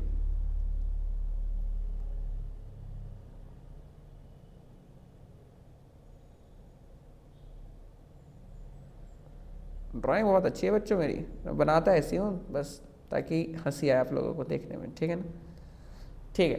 तो दिस इज अवर लायन, अच्छा लग रहा है, ठीक है ना, this is our lion, okay. So अब देखते हैं, this is our lion, lion lion lion, ठीक है। तो देखो अभी हमारे पास यहाँ पे ये फर्स्ट ट्रॉफिक लेवल की तरह वर्क कर रहा है, first trophic level, this is our second trophic level and this is our third trophic level, ठीक है ना, first second third trophic level. तो देखो फर्स्ट लेवल जो ग्रास है उसको खाएगा हमारा डियर और डियर को खाएगा लायन। अब देखते हैं, मान लेते हैं अभी चेक एंड बैलेंस कैसे होता है, जो हमने लिखा है यहाँ पे कि ये चेक्स एंड बैलेंसेस में काम आता है, ठीक है ना, check on population and balance of the ecosystem. क्या है इसका मतलब, देखो अगर मान लो हम डियर को गायब कर देते हैं, if you remove deer, if you remove deer, ठीक है ना, हमने डियर को ही हटाया, ठीक है, हमने ये हटा दिया, डियर को खत्म कर दिया। भैया अब शेर किसे खाएगा, शेर तो घास खाएगा नहीं, चलो भैया खा लेते हैं, डियर चली गई तो नहीं, वो नहीं खाएगा किसी भी कीमत पर, ठीक है, क्योंकि वो शेर है, ठीक है। आप भी शेर हो ना, आप भी घास नहीं खाओगे, ठीक है। तो देखो अब जो ये लायन है तो ये क्या करेगा, अब इसको तो दिक्कत आ गई भाई, या तो ये मर जाएंगे या तो ये गायब हो जाएंगे, दे विल बी डेड, क्योंकि खाना ही नहीं है, या फिर वो शहर की तरफ जाएंगे, समझ पा रहे हो ना, फिर वो लोगों को खाएंगे, ठीक है ना, जानवर को खाएंगे शहर में। सिंपली बोले तो अगर हिरण खत्म हो जाती है तो लायन भी खत्म हो जाएंगे, ओके। मतलब एक पॉपुलेशन का गड़बड़ होने से लायन की पॉपुलेशन गड़बड़ आ जाएगी। और जो ग्रास है भैया, ग्रास के तो बल्ले बल्ले हो गई, अब तो हमें कोई खाने वाला ही नहीं है, तो इतनी ज़्यादा ग्रास उग जाएगी कि आप सोच ही नहीं पाओगे, ठीक है ना, पूरा ग्रास ग्रास ग्रास ग्रास, हर जगह घास घास घास घास, मतलब हर जगह घास, समझ पा रहे हो, इतनी घास। अब इतनी घास उग जाएगी, इसे कोई खाना ही वाला नहीं है, तो ये पूरा जंगल समय के साथ खराब ही हो जाएगा, ठीक है ना, क्योंकि सारी घास हो जाएगी और फिर वो अच्छे से न्यूट्रिएंट दोबारा से रिप्लेनिश नहीं हो पाएंगे, ठीक है ना। तो ये है, तो अगर एक हमने स्पीशीज गायब कर दी यहाँ पे डियर, तो घास ज़्यादा उग गई और लायन खत्म हो गए, समझ पा रहे हो ना, बड़ी कमाल की चीज़ है। तो हम नहीं गायब कर सकते, ठीक है ना, ये दिक्कत आएगी। ऐसे क्वेश्चन आएंगे एग्जाम में कि अगर हम डियर को गायब कर दें तो क्या होगा नेचर में, तो आप लिखोगे लायन की पॉपुलेशन घटेगी, इनकी पॉपुलेशन घटेगी और इनकी पॉपुलेशन बढ़ेगी, समझे, ठीक है। अब देखो दूसरा, तो जो हमारी हिरण है, तो एज यू कैन सी, तो अब अगर हम यहाँ से लायन को गायब कर दें, किसको, लायन को, चलो सोचते हैं कि लायन को हमने गायब कर दिया, ठीक है ना, वी रिमूव द लायन। देखो अब हमने लायन भाई साहब को हटा दिया, तो अब क्या होगा, अब जो हमारी डियर है, जो हमारी डियर है, ये खुश हो जाएगी, क्योंकि अब तो इसको खाने वाला कोई है ही नहीं, समझ रहे हो। तो डियर की पॉपुलेशन बढ़ेगी, अब डियर की पॉपुलेशन बढ़ेगी तो घास ज़्यादा खाएंगे वो, अब ज़्यादा डियर है और लायन है ही नहीं, तो सारी की सारी घास खत्म हो जाएगी, सारी की सारी घास खत्म, फिर डियर भी मर जाएंगे। क्यों, देखो कहानी समझो, हमने थर्ड ट्रॉफिक लेवल को हटाया, दैट इज अवर लायन, तो डियर्स की पॉपुलेशन बहुत तेजी से बढ़ गई, और डियर की पॉपुलेशन बढ़ गई तो घास खत्म हो गया, अब घास खत्म हो गई तो वो एरिया क्या बन जाएगा, वो बन जाएगा डेजर्ट। क्या, डेजर्ट, डेजर्ट माने रेगिस्तान, क्योंकि भाई वहाँ तो मतलब वेजिटेशन ही नहीं होगी ना, फूल पौधे, और फिर जब ये घास खत्म होगी तो डियर भी खत्म हो जाएंगे, तो पूरा इकोसिस्टम हिल गया किसके, लायन के जाने से। तो हमें ऐसा लगता है कि लायन बुरा है भाई, वो खाता है, लेकिन भाई इकोसिस्टम में चेक्स एंड बैलेंसेस होते हैं, जैसे आपने सोशल में पढ़ा होगा पावर्स होती है ना, चेक्स एंड बैलेंसेस, उसी तरीके से, ठीक है ना। ओके, तो इस तरीके से होती है कहानी। और अगर घास गायब हो जाए तब तो कुछ कहानी ही नहीं है, कोई होगा ही नहीं। लेकिन समझ गए ना, अगर बीच वाला गायब करते हैं तो शेर गायब हो जाएंगे और घास बढ़ जाएगी, लाइन को गायब करते हैं तो हिरण बढ़ेंगे और फिर घास खत्म हो जाएगी, और वहाँ पे फिर डेजर्ट हो जाएगा, ये भी खत्म हो जाएंगे डियर, ठीक है ना। तो सहारा डेजर्ट इसका एग्जाम्पल है, वहाँ पे लोगों ने इतना किल करा टाइगर्स को कि क्या हुआ वहाँ पे जो दूसरे ऑर्गेनिज्म से जो घास फूस खाते थे उनकी पॉपुलेशन बढ़ी और वो पूरा डेजर्ट बन गया। सच अ सैड स्टोरी, ठीक है ना, समझ पा रहे हो ना, बहुत बढ़िया। इसीलिए इकोसिस्टम बहुत कमाल के तरीके से बना है, और इकोसिस्टम सेल्फ सस्टेनिंग होता है, मतलब वहाँ पे हमें कुछ छेड़छाड़ नहीं करनी पड़ती, वहाँ पे सब कुछ अपने आप ही अच्छे से मेंटेन हो जाता है नेचुरली, ठीक है ना, नेचुरल ऑर्डर है। चलिए तो आगे चलते हैं, समझ गए आप बहुत अच्छे से, बहुत बढ़िया। अब देखिए अगला क्या है, अगला यहाँ पे देखिए, energy in the form of food is continuously transferred between different food chains, this helps in maintain equilibrium of ecosystem. जो आप समझे ना, ये पूरी चीज़ें तीनों आपस में मिलके इक्विलिब्रियम करते हैं, ना हिरण ज़्यादा हो, ना शेर ज़्यादा हो, ना शेर मरे, ना हिरण ज़्यादा मरे, ठीक है ना, सब कुछ नेचुरल है, ठीक है। अब देखिए, food chain helps us to understand interaction and interdependence of different organisms in an area. जो भी हमने बताया कि कैसे शेर इन पे डिपेंडेंट है, इन पे शेर डिपेंडेंट है, समझ पा रहे हो ना, एक दूसरे के साथ, बहुत बढ़िया, क्लियर है, मजा में। अब देखो अगली कहानी है फूड वेब। फूड वेब, अभी आपने जो पढ़ा था वो फूड चेन थी, फूड चेन क्या थी, लीनियर थी, सीधा सीधा, इसको इसने खाया यहाँ पे कुछ, फिर इसको इसने कुछ खाया यहाँ पे, फिर ऐसे एनर्जी ट्रांसफर होती। फूड वेब भी इसी तरीके से है, बट क्या है, जब हम बहुत सारी फूड चेन्स को आपस में मिक्स कर देते हैं, मानो अब बहुत सारी फूड चेन्स हमने मिक्स कर दी, जैसे यहाँ पे डायग्राम है जो हम दिखा रहे हैं, ठीक है ना।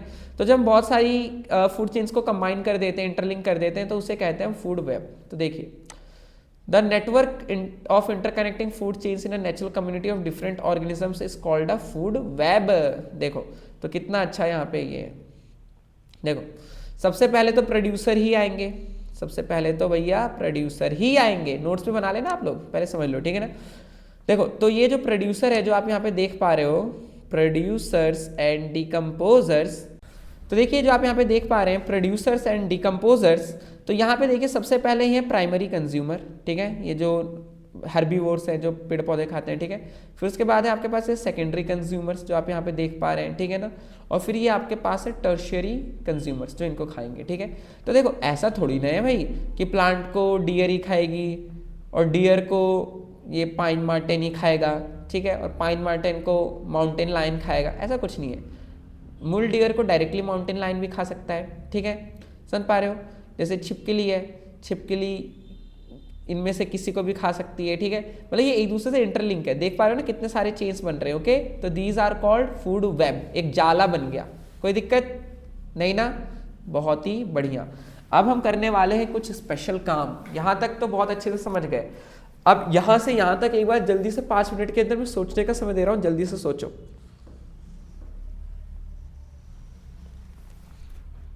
अच्छे से बैठो और सोचो कि अभी तक आपने क्या पढ़ा है, जल्दी से 2 मिनट, ठीक है, रिलैक्स। आई होप कि सोच लिया होगा, ठीक है, बहुत बढ़िया। अभी भी सोच रहे हो तो पॉज कर लो, ठीक है। चलो तो देखिए अब इसके बाद है हमारे पास जो आगे है सिग्निफिकेंस ऑफ फूड वेब। देखो food webs permit alternative foods, मतलब ऐसा थोड़ी ना कि एक जानवर एक ही को खाएगा, उसे कोई और भी खा सकता है भाई, एक ही जानवर को बहुत डिफरेंट जानवर खा सकते हैं,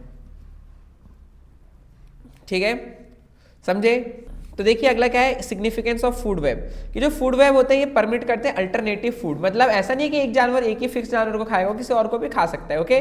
दे ensure a better chance of survival of for an organism if any of its food sources is scarce. अब भाई कोई जानवर है जिसका मतलब कोई जो मेन चीज खाता है अगर वो कम हो गए किसी वजह से, तो किसी दूसरी चीज पे कुछ समय के लिए रह लेगा, ठीक है ना, कोई दिक्कत नहीं, बहुत बढ़िया।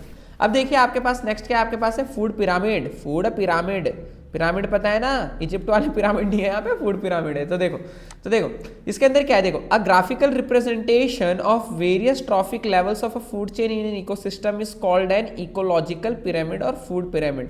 याद रखना जो ये यहाँ पे वर्ड लिखा है इकोलॉजिकल पिरामिड, इकोलॉजिकल पिरामिड, ठीक है ना, और फूड पिरामिड ये एक ही चीज है। तो ये क्या करते हैं, रिप्रेजेंट करता है अलग अलग ट्रॉफिक लेवल को। अब ये पिरामिड अलग अलग टाइप्स के होते हैं, ठीक है ना। These pyramids are of different types, जैसे आप यहाँ पे देख रहे हो नंबर पे डिपेंड करते हैं, pyramid of numbers, pyramid of biomass and pyramid of energy, कि किस में ज़्यादा एनर्जी है। बायोमास का मतलब देखो कई बार पूछ लेते हैं बायोमास का क्या मतलब है, जो भी ऑर्गेनिक मैटर किसी ऑर्गेनिज्म के अंदर कंटेन्ड है, ठीक है ना। ऑर्गेनिक मैटर मैं यहाँ पे लिख ही देता हूँ बायोमास के अंदर, ऑर्गेनिक मैटर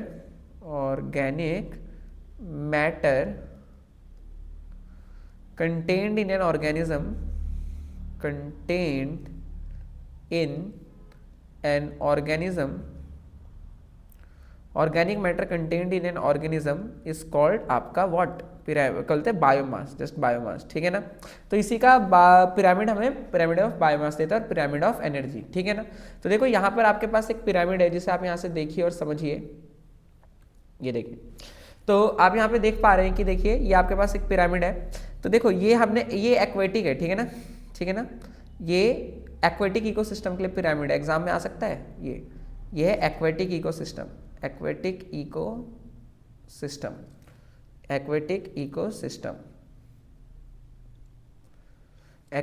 इकोसिस्टम का पिरामिड। तो देखिए सबसे जो नीचे लेवल पर है ये है फाइटोप्लैंक्टन। मैं थोड़ा जूम कर देता हूँ ताकि आपको अच्छे से दिखाई दे। तो देखिए ये प्यारे बच्चों यहाँ पे छोटा छोटा सा है, शायद दिख रहा हो आपको, ये लिखा है फाइटोप्लैंक्टन। क्या, फाइटोप्लैंक्टन। अब देखो फाइटोप्लैंक्टन क्या होता है, मैं लिख देता हूँ यहाँ पे शॉर्ट में। हाँ तो देखिए फाइटोप्लैंक्टन्स क्या होते हैं,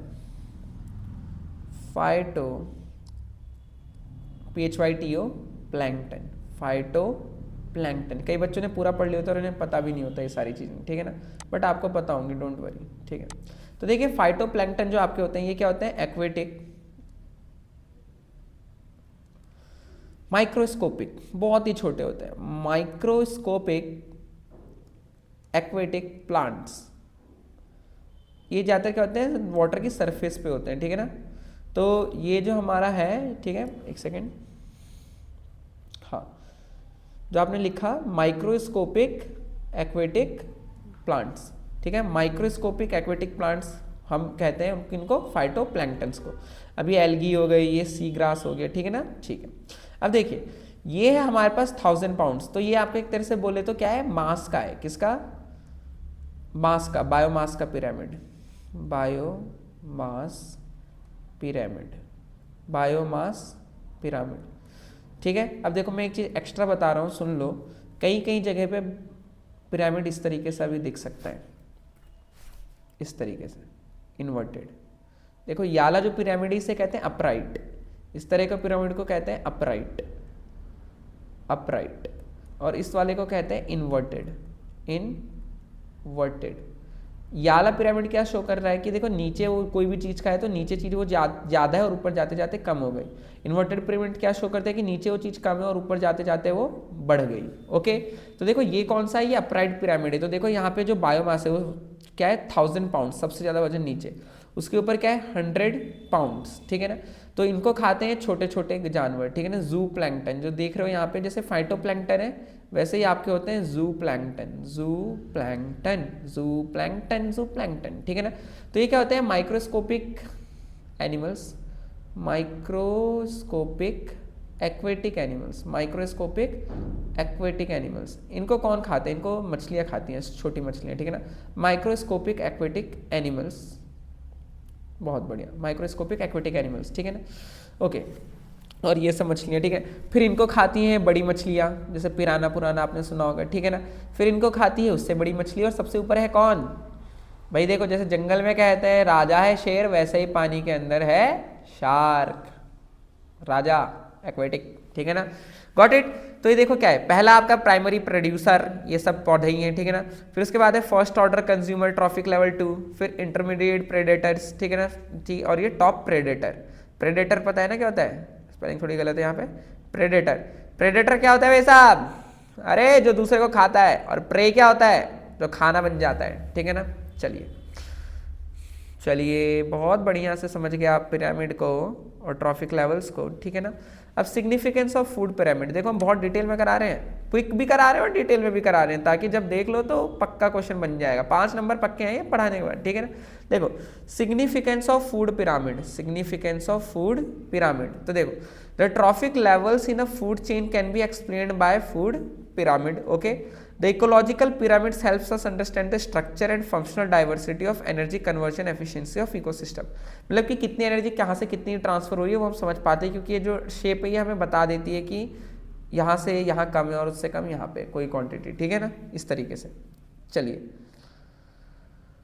ओके, अब है बायोमैग्निफिकेशन, बहुत ही इंपॉर्टेंट टॉपिक है प्यारे बच्चों, बहुत ही इंपॉर्टेंट फॉर एग्जामिनेशन पर्पस, ठीक है ना, बायोमैग्निफिकेशन। ओके, तो देखो प्यारे बच्चों क्या होता है, जो आपके वो सब्सटेंसेस होते हैं कौन से, नॉन बायोडिग्रेडेबल, तो इन्हें तो कोई डिग्रेड कर ही नहीं सकता, समझ पा रहे हो, इन्हें कोई डिकम्पोज कर ही नहीं सकता कोई ऑर्गेनिज्म। तो जैसे जब हम खाद डालते हैं किसी पानी में, मतलब पानी में खाद मिला के हम पौधे को देते हैं, तो पौधा उस खाद को भी एब्जॉर्ब कर लेता है, और जब पौधा उस खाद को एब्जॉर्ब कर लेता है लेकिन वो उसे डिकम्पोज नहीं कर पाता, तो वो उसी के अंदर स्टोर हो जाते हैं, पौधे के अंदर ही स्टोर हो जाता है, कौन, आपके फर्टिलाइजर। और बाद में जब वो पौधे को हम खाते हैं तो वो जो था केमिकल वो हमारी बॉडी में स्टोर हो जाता है, ठीक है ना, समझ पा रहे हो। तो इसी प्रोसेस को हम बायोमैग्निफिकेशन कहते हैं। देखो वर्ड्स में क्या है, बायोमैग्निफिकेशन और food chain magnification is phenomena of increase in the concentration of toxic substance, जो मैं फर्टिलाइजर बोल रहा था, ठीक है ना, in the bodies of living organism at each trophic level of a food chain. देखो मतलब सबसे ज्यादा जो कंसंट्रेशन होगी, क्या, कंसंट्रेशन ऑफ टॉक्सिक सब्सटेंस, वो क्या होगी, ऊपर वाले ट्रॉफिक लेवल में, समझ पा रहे हो। जैसे देखो हमने खाद डाली तो सबसे पहले उसे एब्जॉर्ब करा पौधे ने, पौधे को खाया कीड़े ने, कीड़े को खाया मुर्गी ने, अब कोई खाता है मुर्गी, तो सबसे ज़्यादा स्टोर जो केमिकल होगा वो उस इंसान के अंदर होगा जिसने मुर्गी खाई, समझ पा रहे हो। क्यों, क्योंकि देखो हर ऑर्गेनिज्म में ये मटेरियल डिकम्पोज नहीं हो रहा है, सिर्फ स्टोर हो रहा है, ठीक है। अब सबसे ज़्यादा तो टॉप पे हम ही है ना, सबसे ऊपर, ठीक है, तो सबसे ज़्यादा हम में आएगा वो, काइंड ऑफ, मैं बताता हूँ अच्छे से, देखो कैसे, ये एग्जाम्पल है यहीं पे बता दो। देखो जैसे अब ये नाम याद रखना, DDT बच्चे याद तो रखते हैं लेकिन फुल फॉर्म याद नहीं रखते, डाइक्लोरो डाइफिनाइल ट्राइक्लोरो इथेन, ऐसे तोड़ के याद करो, डाइक्लोरो पहला डी, फिर डाइफिनाइल ठीक है ना, दूसरा डी, फिर यहाँ से ट्राइक्लोरो इथेन टी, ठीक है ना। तो ये आपका क्या है, एक सिंपली बोले तो पेस्टिसाइड है, जानवरों को मतलब कीड़ों को मारने के काम आता है, और इसे हम किसी और चीज़ से रिमूव नहीं कर सकते, उसे धोने से या किसी तरीके से, ठीक है ना। तो ये एनवायरनमेंट में क्या प्रोड्यूस करता है, बायोमैग्निफिकेशन, मतलब जब हम खाद डालते हैं तो पौधे में ये चला जाता है और फिर पौधे से हम खाते हैं तो हमारे अंदर स्टोर हो जाता है, ठीक है ना। देखो इस पर आपका केस बेस्ड क्वेश्चन बहुत अच्छा बन सकता है, जैसे वाटर है, वाटर में, ठीक है ना, फाइटोप्लैंक्टन, ठीक है, तो देखो वहाँ पे क्या है, DDT की कंसंट्रेशन, ये एक्सपेरिमेंटल स्टडी से, तो देखो कंसंट्रेशन कितनी कम है, 0.0003, ठीक है ना, पार्ट्स ppm का मतलब होता है पार्ट्स पर मिलियन, तो 1 मिलियन पार्ट्स में कितने पार्ट हुआ है, तो ये 0.0 मतलब इतना कम की सोच भी नहीं सकते, ठीक है ना। ppm मतलब पार्ट्स पर मिलियन, ठीक है ना, बढ़िया।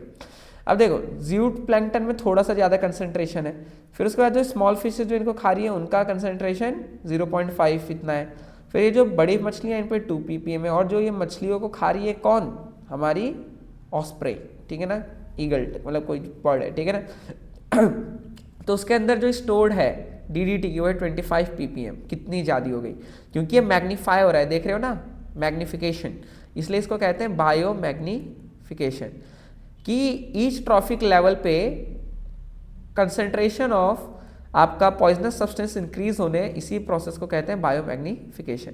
तो याद रखना जो ट्रॉफिक लेवल में ज़्यादा आगे है उसके अंदर ज़्यादा केमिकल की कंसंट्रेशन होगी, ठीक है बच्चा, बढ़िया। अब उसके बाद एक और महा इंपॉर्टेंट चीज, जैसे ये बायोमैग्निफिकेशन इंपॉर्टेंट है उसी के साथ ये वाला टॉपिक सबसे इंपॉर्टेंट है, एनवायरमेंटल प्रॉब्लम्स। क्या, एनवायरमेंटल प्रॉब्लम्स, क्या क्या दिक्कतें हैं, जो स्टार्टिंग में बताया था। देखो डिप्लीशन ऑफ ओजोन लेयर, अब भैया पहले हमें पता तो हो ये ओजोन लेयर है क्या, नाम तो बड़ा सुना है बट काम नहीं पता हमें, तो सुनो और समझो। देखो प्यारे बच्चों क्या होता है, देखो जो हमारा ऑक्सीजन मॉलिक्यूल है, ऑक्सीजन गैस तो आपको अच्छे से ही पता है, सबको ही पता है भैया O2 होती है, बट ये जो ओजोन होता है इसी का चचेरा भाई है, वो है O3, और O3 बनता कैसे, देखो जब ऑक्सीजन में एक अलग से ऑक्सीजन का एटम मिलाते हैं तो हमारे पास मिल जाता है O3। ठीक है, सिंपल सी बात है। तो ये कैसे हुआ? ये होता है एटमॉस्फेयर में। कहाँ पे? एटमॉस्फेयर में, ऊपर। ठीक है, ठीक है। देखो, सबसे पहली चीज़ तो है, ये चीज़ आपके दिमाग में ये क्लियर होनी चाहिए कि जो ओजोन है वो क्या होता है? एक ट्राई एटॉमिक मॉलिक्यूल होता है, try atomic molecule of oxygen, try atomic molecule of oxygen. ठीक है, देखिए ओजोन इज अ प्रोडक्ट, देखिए ozone is a product of ultraviolet radiation acting on the oxygen molecule and splitting it into free oxygen atoms. These atoms combine with molecular oxygen to form ozone। समझे? देखो, बड़े प्यार से समझो, बहुत ही प्यार से, प्यारे और दुलारे हमारे प्यारे प्यारे बच्चों। तो देखो देखो प्यारे प्यारे बच्चों, मेरे छोटे भाइयों और बहनों, ठीक है। देखो तो क्या होता है, ऑक्सीजन है, जब इस पे अल्ट्रावायलेट लाइट पड़ती है, कौन सी लाइट? अल्ट्रावायलेट। अल्ट्रावायलेट लाइट बहुत एनर्जी वाली होती है, तो ये ऑक्सीजन को तोड़ देती है ऑक्सीजन एटम्स में। मतलब ऑक्सीजन किस में टूट गया? ऑक्सीजन एटम में। ये है ऑक्सीजन का मॉलिक्यूल, ये क्या है? मॉलिक्यूल, और ये क्या है? एटम्स। और जब ये जो अलग से एटम दोबारा से जब किसी बाकी के दूसरे ऑक्सीजन मॉलिक्यूल से जुड़ते हैं तो ये बना देते हैं O3। समझे? तो ये इस तरीके से बनता है। ऑक्सीजन पे अल्ट्रावायलेट रे पड़ती है, वो एटम्स में टूट गया। ठीक है, समझ पा रहे हो? ये रिएक्टेंट, ये प्रोडक्ट। और जब ये ऑक्सीजन एटम है वो किसी दूसरे ऑक्सीजन मॉलिक्यूल जो O2 दूसरा प्रेजेंट है उसके साथ कंबाइन को होकर O3 बना देता है, तो इसी को कहते हैं हम ओजोन। क्या? ओजोन। ठीक है, अब ओजोन लेयर कहाँ मिलती है? लगभग 16 से लेके 50 किलोमीटर की अबव। ठीक है ना, याद रखना ये ज्यादातर जो लेयर का नाम है वो है स्ट्रेटोस्फेयर। क्या? स्ट्रेटोस्फेयर में मिलती है। ठीक है ना, स्ट्रेटोस्फेयर में ज्यादा मिलती है। क्लियर रहेगा? तो ये लगभग इस हाइट पे मिलती है। अब देखो, अब इसके बाद आती है आपके पास कि ओजोन डिप्लीशन क्या है भाई। लेकिन पता है कुछ समय से क्या हो रहा है, हमारी जो ओजोन लेयर है ये थोड़ी पतली होती जा रही है। ये हमारे आसमान के ऊपर एक लेयर तो है, बट ये धीरे धीरे पतली हो रही थी। ठीक है ना, ठीक है, लेकिन ये हो क्यों रही थी? रीजन पता होना चाहिए। देखो एग्जाम में बहुत आता है ये क्वेश्चन कि why the levels were depleting. देखो, the drop in ozone layer level is due to certain synthetic chemicals such as chlorofluorocarbon. ये माँ इंपॉर्टेंट लाइन है, याद रखने का अच्छे से, कि जो आपकी ओजोन लेयर है वो घट क्यों रही है? क्लोरोफ्लोरोकार्बन, जिनका मतलब है CFC, इनकी वजह से। और एग्जाम में आते हैं इनका यूज कहाँ होता है, तो इनका यूज आप देख रहे हो कहाँ कहाँ होता है? रेफ्रिजरेटर्स, फ्रिज में, और कहते हैं एयर कंडीशनर और फायर एक्सटिंग्विशर। और एक और याद रख लेना, कई बार कहीं आ गया, एरोसोल स्प्रेज में भी इसका यूज होता है। ठीक है ना, एरोसोल स्प्रे। ठीक है, बहुत बढ़िया। ठीक है, अब देखो भैया, अगर ये ओजोन अगर ये हो जाती है पतली तो मुझे क्या फर्क पड़ता है? हाँ, बहुत फर्क पड़ता है। देखो, इसलिए तो हम इसे बचाने में पढ़ रहे हैं, इसे बचाने के लिए। देखो, in the absence of ozone layer the ultraviolet rares reach earth surface. मतलब देखो, जो अल्ट्रावायलेट लाइट होती है ना, ये हार्मफुल होती है हम लोगों के लिए। क्या? हार्मफुल। तो ये जो क्या बोलते हैं, ये जो ओजोन होती है क्या करती है? उस लाइट को एब्जॉर्ब कर लेती है। लेकिन अगर ओजोन ही पतली हो जाएगी या नहीं रहेगी तो सारी की सारी अल्ट्रावायलेट लाइट अर्थ पे आ जाएगी, जिसकी वजह से अर्थ पे क्या होगा? बहुत बड़ा नुकसान। ठीक है ना, वो हम समझते हैं। देखो, it is highly harmful to organisms and can even cause skin cancer and other diseases in human beings. अब मैं थोड़ा डिटेल में बताता हूँ। देखो, स्किन कैंसर भी हो सकता है इससे, समझ पा रहे हो? किससे? ये जो आपका ओजोन की डिप्लीशन से स्किन कैंसर, अदर डिजीजेस में जैसे कि कैटरेक्ट, आंखें खराब हो सकती हैं। क्या? कैटरेक्ट। और साथ में क्या हो सकता है आपके पास? एक और दिक्कत आ सकती है, आपका स्किन कैंसर हो गया, कैटरेक्ट हो गया, एंड इवन आपका इम्यून सिस्टम वीक हो जाता है। क्या? Immune system gets weak, immune system gets weak, कमजोर पड़ जाता है, इम्यून सिस्टम कमजोर पड़ जाता है। ठीक है ना, बहुत बढ़िया। ओके, और आगे चलते हैं। देखिए, तो ये सारे एग्जांपल्स याद रख लेना। ठीक है ना, कैटरेक्ट, स्किन कैंसर और अदर डिजीज। बहुत बढ़िया। अब देखिए, अब अगला क्या है? Control measures of ozone depletion. तो ओजोन को कहते हैं ज़्यादा पतली ना हो, खत्म ना हो जाए, तो उसको कंट्रोल करने के लिए क्या है? देखो, यूनाइटेड नेशंस का जो एक प्रोग्राम है जिसे हम कहते हैं UNEP। ठीक है ना, UNEP। ठीक है। तो यूएनईपी ने क्या बोलते हैं 1987 में बैठक करी थी और उन्होंने क्या डिसाइड करा था कि फ्रीज कर देते हैं सीएफसी के लेवल्स विच एग्जिस्टेड 1986। मतलब 1986 में जो कंपनी और जो देश जितना सीएफसी प्रोड्यूस कर रहा था, अब आने वाले सालों में उससे ज्यादा प्रोड्यूस नहीं करेगा। चलो हमने लिमिट सेट कर दी कि भाई उतना ही करना है, ठीक है ना, उससे ज्यादा करना मत करना, ओके, समझ रहे हो। और उसके बाद धीरे धीरे क्या हुआ, कंपनीज को रेकमेंड किया गया कि भैया तुम ये यहाँ पर है जो सीएफसी, इसका इस्तेमाल थोड़ा करना बंद कर दो, इसकी जगह कुछ और बना दो। तो आजकल यूज होता है एचएफसी, याद रखना, कई बार ये भी आ सकता है कि सीएफसी की जगह अब क्या यूज होता है, सीएफसी एचएफसी क्या है, सिंपली जैसे क्लोरोफ्लोरोकार्बन से ये सॉरी ये हाइड्रोफ्लोरोकार्बन है, ठीक है ना, हाइड्रोफ्लोरोकार्बन HFC, और ये हमारे इसको डैमेज नहीं करते हैं, किसको कौन सी लेयर को, ओजोन लेयर को। और एक और चीज बता देता हूँ, ओजोन लेयर को देखो प्यारे बच्चों, कभी 2 मार्क्स में आ गया, तो ऐसा नहीं है कि सिर्फ CFC कहते खराब करते हैं, इसी के साथ वो भी खराब करती है क्या, नाइट्रोजन ऑक्साइड, क्या, नाइट्रोजन ऑक्साइड की गैसेस, नाइट्रोजन ऑक्साइड, ठीक है ना, NO, ठीक है, ये भी हमारे एटमॉस्फेयर लेवल को डैमेज करते हैं। बहुत बढ़िया। अरे प्रोड्यूस कैसे होता है, जब कोई जेट उड़ता है ना आसमान में, ठीक है, तो उसमें से ये प्रोड्यूस होता है, ठीक है ना। चलिए देखिए आगे, अब आगे है आपके पास जो अब कंप्लीट होने जा रहा है disposal of waste, disposal of waste, कि भैया जो वेस्ट इकट्ठा हुआ है घर में उसको करे क्या, ये नहीं कि कहीं ले जाके फेंक दिया बगल में, ठीक है ना। देखो ये तो सिंपल सी बात है, आपको पता है कि डिस्पोजल मतलब गेट रिड ऑफ वेस्ट, क्योंकि वेस्ट घर में थोड़ी संभाल के रखेंगे, ठीक है।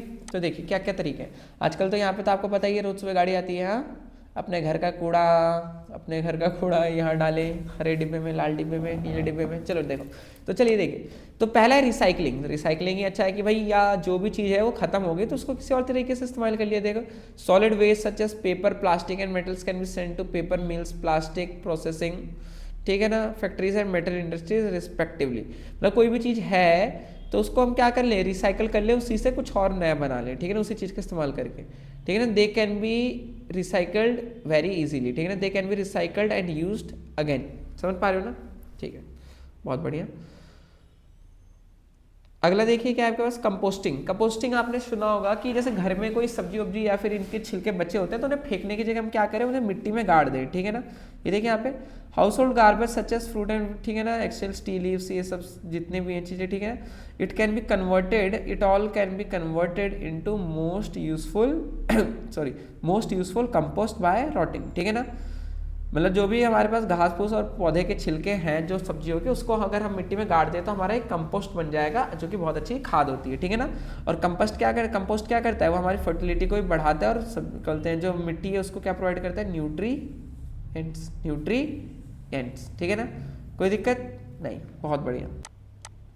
अब देखिए इंसिनरेशन में देखिए क्या है, hazardous biomedical waste such as discarded medicine, toxic drugs, जो भी मेडिकल वेस्ट होता है, जैसे सीरीज लगाया, कहीं पे थोड़ा ब्लड है, ठीक है ना, बायोलॉजिकल कोई चीज़ है, मास्क है, कपड़े हैं, ठीक है ना, उन चीज़ों को क्या जाता है, उन्हें धोया रखा नहीं जाता संभाल के, उन सबको डिस्पोज किया जाता है कैसे, इंसिनरेशन करके, मतलब उन्हें जला दिया जाता है एट वेरी हाई टेम्परेचर, ताकि उनके अंदर जो भी बैक्टीरिया है वो सब खत्म हो जाए, ठीक है ना, दोबारा किसी को फैले ना, ठीक है ना। तो electricity can be generated from the heat release during burning, मतलब जो उसके अंदर जो जलते हुए जो हीट रिलीज हो रही है उसको हम as a source of electricity भी यूज़ कर सकते हैं, ठीक है, बहुत बढ़िया। तो देखिए आगे की कहानी, भैया की जुबानी देखिए। चलिए तो देखिए अगला क्या है, लैंडफिल में क्या होता है, देखो भैया कहीं पे बहुत खाली जगह है तो वहाँ पे कूड़ा रखना और फिर उसे ऊपर से बराबर कर देते हैं, ठीक है। Large scale disposal of solid waste can be done by putting it in low areas of ground then covering it with earth. जैसे कि एग्जांपल के तौर पे समझो कहीं का है, ठीक है ना, कहीं की ज़मीन इस तरीके से है, इस तरीके से, ठीक है, तो हम क्या करेंगे, यहाँ पे ये कूड़ा भर देंगे पूरा और फिर यहाँ पे ऊपर से रोड बना देंगे, ठीक है ना, इस तरीके से भी किया जाता है, ठीक है। उसके बाद क्या आपके पास, सीवेज ट्रीटमेंट। देखो जो हम पानी है उसे नदी में फेंकने से पहले हम क्या कर सकते हैं, उसको ट्रीट कर सकते हैं। जैसे देखो जो सीवेज का पानी होता है, ठीक है ना, बाथरूम का, ये सारा, इनमें बहुत सारी क्या बोलते हैं हार्मफुल चीज़ें होती हैं, जैसे सोप और ये सारी चीज़ें, ठीक है ना, फीसेस, ये सब, तो इनका पहले हम समुद्र में भेजने से पहले इसको ट्रीट करते हैं, इसमें से बैक्टीरिया को किल किया जाता है, ठीक है। देखिए वेस्ट वाटर और sewage from house, office and hospitals, ठीक है, enters a channel of pipeline which is physically reach of waste water requirement plant. जो भी पानी ऑफिस, हाउस, हॉस्पिटल से आ रहा है इन सबको पाइपलाइन के थ्रू इकट्ठा करके वाटर ट्रीटमेंट प्लांट में भेजा जाता है, ठीक है ना। वहाँ पे फिजिकल चेंज मतलब फिजिकल, बायोलॉजिकल और केमिकल प्रोसेस किए जाते हैं उनके साथ, ठीक है, ताकि वो दोबारा से साफ हो जाए, ठीक है ना। कहाँ पे? ट्रीटमेंट ऑफ करते हैं सीवेज ट्रीटमेंट प्लांट में, इसी को सीवेज ट्रीटमेंट कहा जाता है। कोई दिक्कत, कोई परेशानी नहीं ना? बढ़िया। अब देखिए आगे क्या आपके पास final, role of individual in management of waste. भैया हम अकेले कैसे क्या कर सकते हैं वेस्ट को मैनेज करने के लिए? देखिए मेनली ये सब बचपन से पढ़े रहे हैं कि अगर हम इकोलॉजिकल बैलेंस बनाना है, if you want to keep the ecological balance of nature, हमें 3R फॉलो करने चाहिए। क्या? 3R, 3R अप्रोच, ठीक है ना। सिंपली रिड्यूस, रीयूज, रिसाइकल, ठीक है। आपको पहले से ही पता है रिड्यूस में क्या होता है, हम ट्राई करते हैं कि जो हमारे पास रिसोर्सेज है उसको कम से कम, मतलब हम नए नए रिसोर्स कम से कम करें, जितना काम चल रहा है उतना चला ले, ठीक है ना। Reduce the excess use of resources when not required in order to avoid that wastage. समझ पा रहे हो ना?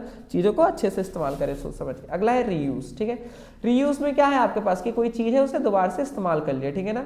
Use same resources again and again so that demand for new resources is reduced and it will also conserve the resources.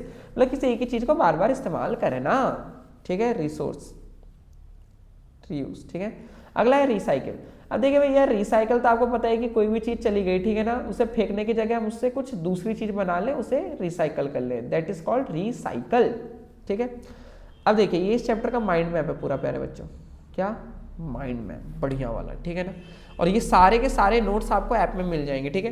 तो आप हमारी app download कर लीजिए, आपको यहाँ पे ये मिल जाएगा, यहाँ पे बारकोड स्कैनर, ठीक है। और यहाँ पे आपको लिंक दिख जाएगी, तो प्लीज़ जल्दी से लाइक सब्सक्राइब कीजिए और ऐसे ही बढ़िया बढ़िया कंटेंट का देखते रहिए। चलिए तो देखिए सबसे पहले जैसे हमने इकोसिस्टम पढ़ा, क्या क्या पढ़ा हमने भैया? इकोसिस्टम पढ़ा आपने। इकोसिस्टम में टाइप्स पढ़ा, आर्टिफिशियल, नेचुरल। आर्टिफिशियल में देखो क्रॉप, फील्ड, गार्डन, एक्वेरियम, ठीक है। यहाँ पे pond, aquatic, terrestrial, grassland, forest, ठीक है ना। फिर इकोसिस्टम के कंपोनेंट्स बायोटिक, ये तीन होते हैं, वाटर एयर, ठीक है ना। अब देखो कंपोनेंट बॉडी का है, देखो प्लांट, माइक्रो ऑर्गेनिज्म, एनिमल्स, ठीक है ना। अब देखो इकोसिस्टम टाइप नेचुरल, आर्टिफिशियल, ये तो हो गया, ठीक है ना। उसके बाद देखो representation, food chain, food web. अब फूड चेन में क्या होता है? ट्रॉफिक लेवल्स होते हैं, ट्रॉफिक लेवल्स, ठीक है। अब फूड चेन में जो ट्रॉफिक लेवल्स हैं, देखो उसमें क्या है, पहला आपके पास हर्बीवोर, ठीक है ना। सबसे पहला तो आपके पास आएगा फर्स्ट ट्रॉफिक लेवल प्रोड्यूसर, फिर second trophic level primary consumer, फिर उसके बाद थर्ड ट्रॉफिक लेवल आपका फाइनल, ठीक है ना। Third trophic level second consumer and fourth trophic level tertiary consumer heredity, ठीक है। बढ़िया। तो ये आपका यहाँ पे देखो ये कंप्लीट होता है। अब देखो अब फर्स्ट ट्रॉफिक लेवल प्रोड्यूसर है, ठीक है ना। Fourth trophic level tertiary consumer, ठीक है। अब देखिए यहाँ पे और एनवायरनमेंट में वेस्ट जो है उसको सेपरेट करने के कैसे तरीके हैं, देखो वेस्ट का type of waste, biodegradable, non, effect of waste, ozone depletion, problem of waste disposal, pollution, ठीक है।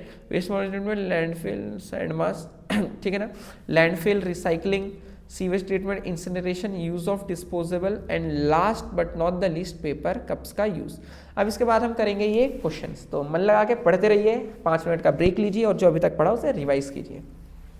चलिए बच्चा पार्टी, अब क्वेश्चंस करते हैं, इंपॉर्टेंट क्वेश्चंस, ठीक है ना, इस चैप्टर से रिलेटेड। देखिए the percentage of solar radiation absorb by all green plants for the process of photosynthesis. कितना परसेंट मिलता है भैया प्लांट्स को फोटोसिंथेसिस के लिए, जितना सूरज की रोशनी उन पर पड़ती है? 1%। तो इसका आंसर होगा ए, ठीक है। अब हम मेन इंपॉर्टेंट क्वेश्चंस को डिस्कस कर रहे हैं और बहुत मजा आने वाला है। ए 1%, ठीक है। अब देखिए आगे क्या है आपके पास, इसके बाद सेकेंड ट्रॉफिक लेवल। तो देखिए सेकंड क्वेश्चन क्या है कि second trophic level is always of, second trophic level किसका होता है? Herbivore, autotroph, carnivore, producer. जल्दी क्विक क्विज चल रही है, अब देखते हैं आप आंसर फास्ट करोगे, भैया आंसर फास्ट करेंगे। हर्बीवोर्स, सेकंड ट्रॉफिक लेवल में कौन रहता है आगे? हर्बीवोर्स। कौन? हर्बीवोर्स, ठीक है ना, याद रखने का, हर्बीवोर्स याद रहेगा ना, बढ़िया। अब देखिए अब उसके बाद है आपका नेक्स्ट क्या है? डीकम्पोजर्स। अब देखिए आगे decomposers in an ecosystem. Decomposer का काम क्या है? पहला है convert organic material into inorganic form, अगला है convert inorganic to simpler, inorganic to organic, do not break down organic compound. क्या काम है भाई? To convert organic material into inorganic form. अब देखो बता भी देता हूँ थोड़ा सा, देखो ऑर्गेनिक मटेरियल के अंदर जो आपकी चीजें आती हैं वो होती हैं जैसे कि प्रोटीन हो गया, क्या प्रोटीन, कार्बोहाइड्रेट, कार्बोहाइड्रेट्स, ठीक है, कार्बोहाइड्रेट्स हो गए, ठीक है। अब देखिए वहीं पे जो इनऑर्गेनिक होते हैं, क्या इनऑर्गेनिक, ठीक है, इनऑर्गेनिक के अंदर आपके नॉर्मल कंपाउंड्स आते हैं, ठीक है ना, जैसे कि ऑक्सीजन हो गया, नाइट्रोजन हो गया, ठीक है, कार्बन हो गया, ये सारे क्या हैं आपके, क्या है, इनऑर्गेनिक, ठीक है ना, और इनऑर्गेनिक फॉर्म, और यही प्रोटीन, कार्बोहाइड्रेट, लिपिड्स, ये सब चीज़ें क्या होती हैं, एंजाइम्स, ये सब ऑर्गेनिक होते हैं। बहुत बढ़िया। अगला देखिए क्या है, विच of the following is N abiotic component of ecosystem, which of the following is N abiotic component of ecosystem. इनमें से एबायोटिक कंपोनेंट कौन सा है, देखो ह्यूमस, बैक्टीरिया, प्लांट्स, फंजाई। देखो फंजाई भी लिविंग है, प्लांट्स भी लिविंग है, बैक्टीरिया भी लिविंग है। ह्यूमस पता है ना, जो फूल पत्ते होते हैं इनको हम क्या कहते हैं, ह्यूमस कहते हैं, ठीक है, क्लियर है ना, बढ़िया। तो देखो अब अगला क्या है, what will happen if all the deer are killed in a given food chain. तो ये तो हम कर ही चुके हैं मेरे बच्चों, अभी बताया था आप लोगों को कि अगर हम फूड चेन में अगर सारे डियर को मार दें तो क्या होगा, अगर हमने डियर गायब कर दिया यहाँ से, ठीक है ना, हमने किल कर दिया, ठीक है ना, all the deer are killed, तो क्या होगा, देखो पॉपुलेशन ऑफ ग्रास डिक्रीज, क्या घास कम होगी, नहीं भैया घास तो बढ़ेगी, इतने अच्छे से समझाया था आपने। बी क्या है, the population of lion increase, अरे भैया आपने बताया था, हम इतने बुद्धू नहीं है, अब हिरन ही रहेगा तो शेर कैसे ज्यादा बढ़ेंगे, भाई खाना चाहिए ना बढ़ने के लिए। The population of Lions remains unchanged, नहीं भैया कम होनी चाहिए, नहीं है ये भी। अगला क्या है, the population of Lions decrease and grass increase, बिल्कुल करेक्ट, ठीक है ना, लाइन बढ़े घटेंगे और ग्रास बढ़ेगी, क्योंकि डियर तो है ही नहीं खाने के लिए, ओके समझे ना, बढ़िया। चलो चलिए कमिंग बैक, दोबारा डियर को हम ला दिए वापस। अगला अगला अगला क्वेश्चन देखिए, which if the following is not a terrestrial ecosystem, which of the following is not a terrestrial ecosystem. अब देखिए कितने सारे ऑप्शन हैं यहाँ पे, हमें बताना है कि इसमें से कौन सा टेरेस्ट्रियल इकोसिस्टम नहीं है। तो देखो डेजर्ट, फॉरेस्ट, डेजर्ट, ग्रासलैंड, ये सब क्या है, टेरेस्ट्रियल। तो बचा कौन, एक्वेरियम। तो जो हमारा आंसर है दैट इज जो करेक्ट है वो है एक्वेरियम, ठीक है ना, ये टेरेस्ट्रियल नहीं, ये एक्वेटिक इकोसिस्टम है, ठीक है। अब आगे चलते हैं, नेक्स्ट क्वेश्चन क्या देखिए, in garden ecosystem which of the following are producers. Garden ecosystem में प्रोड्यूसर कौन है, देखो ग्रास, स्नेक, रैबिट, ऑब्वियस सी बात है ना, ग्रास ही होगी भैया, प्रोड्यूसर तो हमेशा ऑटोट्रॉपी होंगे, फूल पौधे, ओके बढ़िया। अब अगला है विच of the following is biodegradable, which of the following is biodegradable. तो देखिए यहाँ पे आपके पास प्लास्टिक मग है, लेदर बेल्ट है, सिल्वर फॉइल है, आयरन नेल है, इनमें बायोडिग्रेडेबल कौन सा है, ऑब्वियस सी बात है लेदर की बेल्ट, ठीक है ना, बढ़िया, क्लियर है ना, बढ़िया, ओके। अगला क्या है, आपसे पूछ रहा है कि which of the following is an autotroph, इनमें से ऑटोट्रॉप कौन सा है, lion, insect, tree, mushroom. Autotroph tree, पता है ना, ट्री अपना खाना खुद प्रोड्यूस करता है, मशरूम भी डेड एंड डिकेइंग मैटर पे डिपेंड करता है, सेप्ट्रोफाइट, ओके। अगला देखिए, विच of the following is a logical sequence of food chain, इनमें से लॉजिकल सीक्वेंस क्या है फूड चेन का, producer, consumer, decomposer, producer, decomposer, consumer. देखो देखो देखो, अरे फर्स्ट वाली से ना, प्रोड्यूसर है उसका कंज्यूमर खाएगा, फिर कंज्यूमर मरेगा तो उसको डिकम्पोजर डिकम्पोज कर देगा उसके ऑर्गेनिक को इनऑर्गेनिक मटेरियल में, तो समझ गए ना। तो ये आपके एमसीक्यूज हो गए इंपॉर्टेंट। अब देखो वेरी शॉर्ट क्वेश्चंस, ये सब आप आंसर करोगे, ठीक है ना। और मैं पहले बता रहा हूँ, आप हमारी ऐप अभी दोबारा से, ठीक है ना, यहाँ पे आपको कहते हैं ऐप का लिंक मिल जाएगा, ठीक है, यहाँ पे लिखा हुआ आ जाएगा, वहाँ से डाउनलोड कर लीजिए, और साथ में डिस्क्रिप्शन बॉक्स में मिल जाएगा, ऐप को आप इंस्टॉल करिए, उसमें लॉग इन कीजिए, और वहाँ पे फ्री मटेरियल लिखा हुआ होगा। और मैं क्या बोलूँ बच्चों, हमने आप लोगों के लिए, हम चाहते हैं सब इससे अच्छे से अफोर्ड कर पाए और सब देख पाए, तो हमने अपना सारा मटेरियल फ्री कर दिया है, जो कि फ्री बिल्कुल ही नहीं था। इट वाज लास्ट ईयर हमने ये सेल 3000 हुआ था, बट कोई नहीं, हम चाहते हैं आप अच्छा करो। तो इस आरंभ सीरीज में आपको जो 3000 वर्थ ऑफ मटेरियल है, जिसमें ये नोट्स से सब कुछ मिलेगा आपको, हमारी ऐप के अंदर आपको मिल जाएगा, तो उसे डाउनलोड कर लो और अच्छे से देखो, ठीक है ना। उसमें आपको मैथ साइंस दोनों मिल जाएगा, और अगर आपको जरूरत होगी तो आप मेरे को बताना, मैं उसमें सोशल साइंस इंग्लिश भी डाल दूंगा, ओके। बहुत बढ़िया बहुत बढ़िया, बस अच्छा करो बच्चों, हम तो ये चाहते हैं कि आप बहुत अच्छा करो, ठीक है। चलिए देखिए, एनवायरनमेंट आपको पता है, ठीक है ना। अब why is ozone layer getting depleted at high levels, ozone layer क्यों डिप्लीट हो रही है, अरे सबको पता है भैया, आप बुद्धू थोड़ी ना, CFCs, अरे भैया आप बिना कैसे कैसे क्वेश्चन पूछते हो, थोड़े टफ क्वेश्चन पूछो, हाँ बना दिया तो ज़्यादा बोल रहे हो, ठीक है ना। तो CFCs, ओके। अगला क्या है, name any 2 abiotic components of environment, अरे भैया कुछ भी लिख देंगे, सॉइल, एयर, वाटर, ठीक है ना, abiotic. 2 main component of environment, ठीक है ना, एबायोटिक और बायोटिक कंपोनेंट लिख देंगे भैया, वही तो है मेन कंपोनेंट एनवायरनमेंट के, ठीक है ना। डिप्लीशन लेयर की व्हिच कंपाउंड्स आर रिस्पॉन्सिबल, अब मैंने क्या बताया, कंपाउंड्स लिखा है, तो देखो एक तो CFCs लिखेंगे और आप नाइट्रोजन ऑक्साइड भी लिख दोगे, NO, समझ पा रहे हो ना, ये भी वो करते हैं क्योंकि S लगा हुआ है, ज़्यादा लिखना पड़ेगा, ठीक है। ग्रीन प्लांट्स को प्रोड्यूसर क्यों कहते हैं भैया, अरे हमें पता है भैया, क्योंकि ये पहली चीज है, मतलब यही है जो सनलाइट या फिर सिंपली बोले इनऑर्गेनिक चीजों से ऑर्गेनिक मटेरियल क्रिएट कर पाते हैं। ठीक ना, ठीक है ना, कार्बन डाइऑक्साइड, वाटर, सनलाइट से ये हमारा ग्लूकोज बना देते हैं। ग्लूकोज ऑर्गेनिक है जबकि ये बाकी की चीजें इनऑर्गेनिक है। ठीक है, अगला है flow of energy in is unidirectional. Why भैया, अरे आपने अभी बताया था भैया फूड चेन हमेशा एक डायरेक्शन में चल सकती है, लेकिन उन्होंने क्या पूछ रखा है, वाई। वाई, वाई का रीजन आप कैसे लिखोगे, सोचो quickly. The flow of energy in a food chain is unidirectional. Y,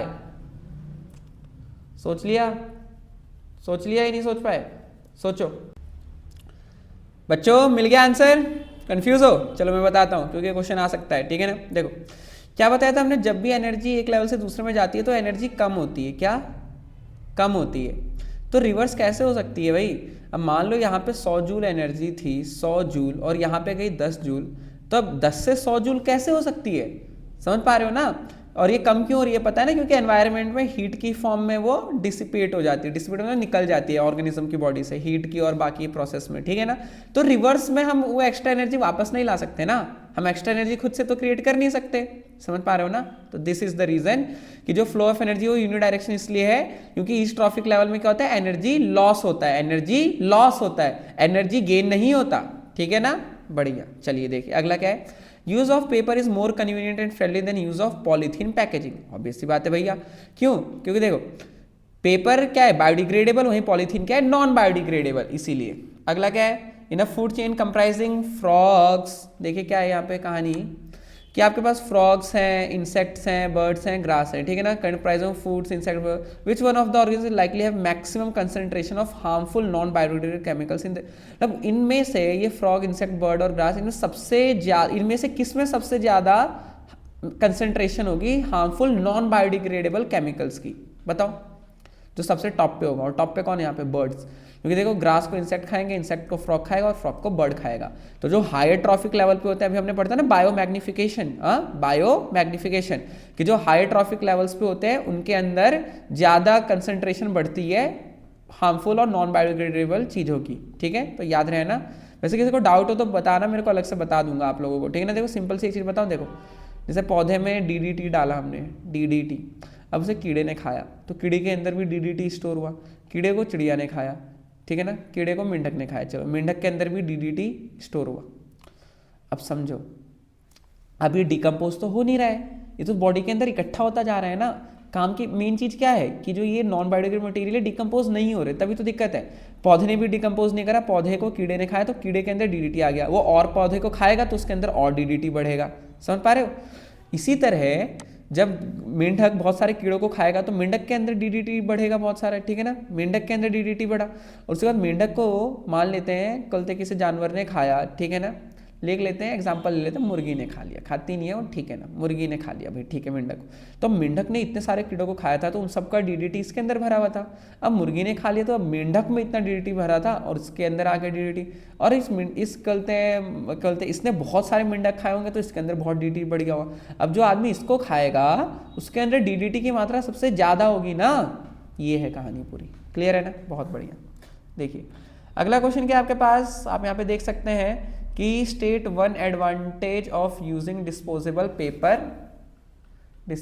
paper plastic cups. ठीक है ना, देखिए आपको ये बताना है कि आपको एडवांटेज बताना है कि डिस्पोजेबल पेपर कप्स का क्या एडवांटेज है। ठीक है ना, ऑब्वियस सी बात है बायोडिग्रेडेबल है, जबकि प्लास्टिक कप डिस्पोजेबल तो है बट वो क्या है, नॉन बायोडिग्रेडेबल, तो जो हमारे लॉन्ग रन में हमारे एनवायरनमेंट को डैमेज करेंगे। बायोडिग्रेडेबल, ठीक है ना, ये नॉन बायोडिग्रेडेबल। ठीक है, बढ़िया। अब देखिए वो आपके पास वेरी शॉर्ट क्वेश्चंस हो गए थे, अब आपके पास शॉर्ट क्वेश्चंस। ठीक है, तो आपको एक्वेटिक चेन बनानी है 4 ट्रॉफिक लेवल्स की, जो हमने अभी बनाई थी ना, वो सबसे नीचे क्या, phytoplankton, जूप्लैंक्टन, small fish, large fish, shark. ठीक है ना, सिंपल सा। ठीक है ना, चेन शोइंग, आप देखो यहाँ पे चेन बनानी, हमने क्या बना रखा है, पिरामिड। क्या ये पिरामिड चेन में तो आपको इस तरीके से वही यहाँ phytoplankton, जूप्लैंक्टन, small carnivorous fish, large carnivorous fish. ठीक है ना, ठीक है। बायोलॉजिकल मैग्निफिकेशन विद एग्जांपल, जो एग्जांपल अभी बताया वही बता देना, और डेफिनेशन तो आपको पता ही है। ठीक है ना, ओके।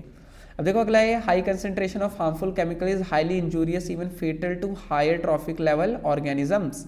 ठीक है, ऑब्वियसली बात है वही बायो मैग्निफिकेशन है अगेन। तो देखो हम करते हैं, हम किस बेसिस पे सब्सटेंसेस को बायोडिग्रेडेबल और नॉन बायोडिग्रेडेबल कहते हैं। देखो बेसिस क्या है कहने का? बेसिस ये है कहने का वो सब्सटेंसेस जिनको माइक्रो ऑर्गेनिजम्स या डिकम्पोजर डिकम्पोज कर पाते हैं वो कहलाते हैं बायोडिग्रेडेबल, और जिन चीज़ों को डिकम्पोज नहीं कर पाते हैं वो कहलाते हैं नॉन बायोडिग्रेडेबल। तो वो बेसिस है, ठीक है ना।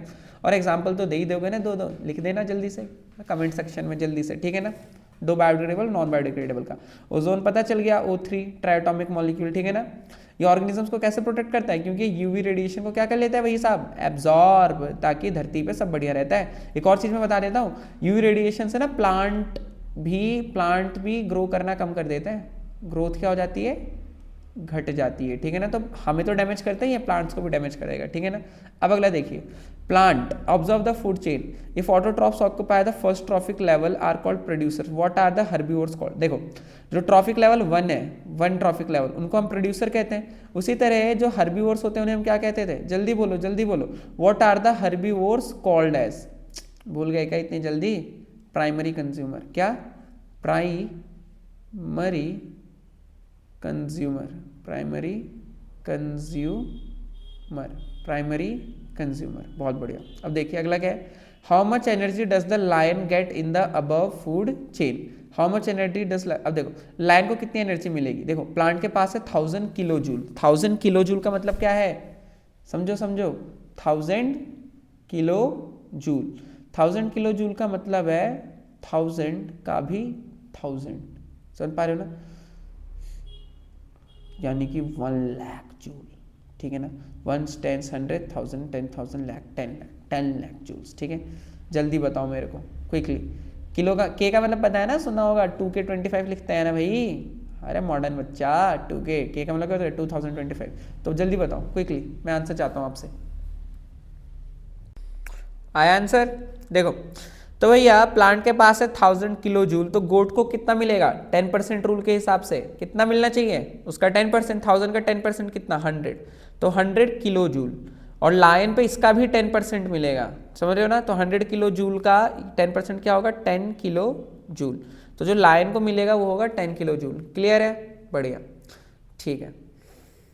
अब देखिए आगे क्या है, the maximum concentration of harmful substances accumulates in human beings. क्यों प्यारे बच्चों, ह्यूमन बींग्स ना किसी भी फूड चेन के टॉप पे आते हैं। किस पे?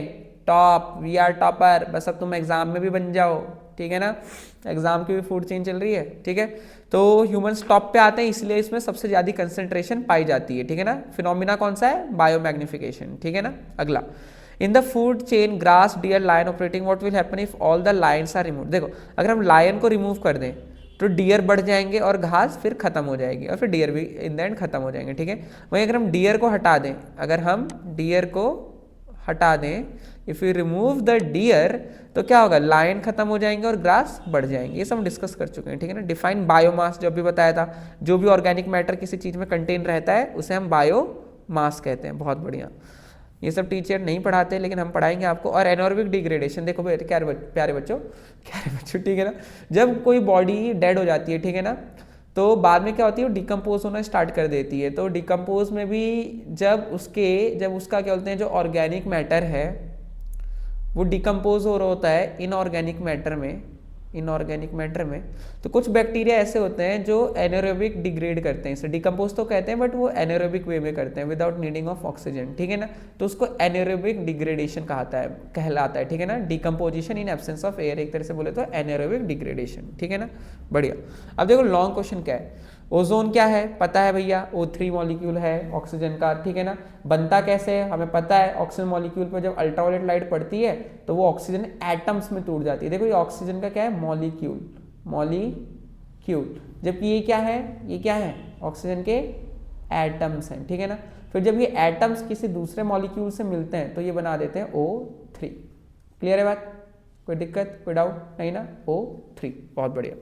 अगला क्या देखिए, name the substances responsible for depletion of ozone layer.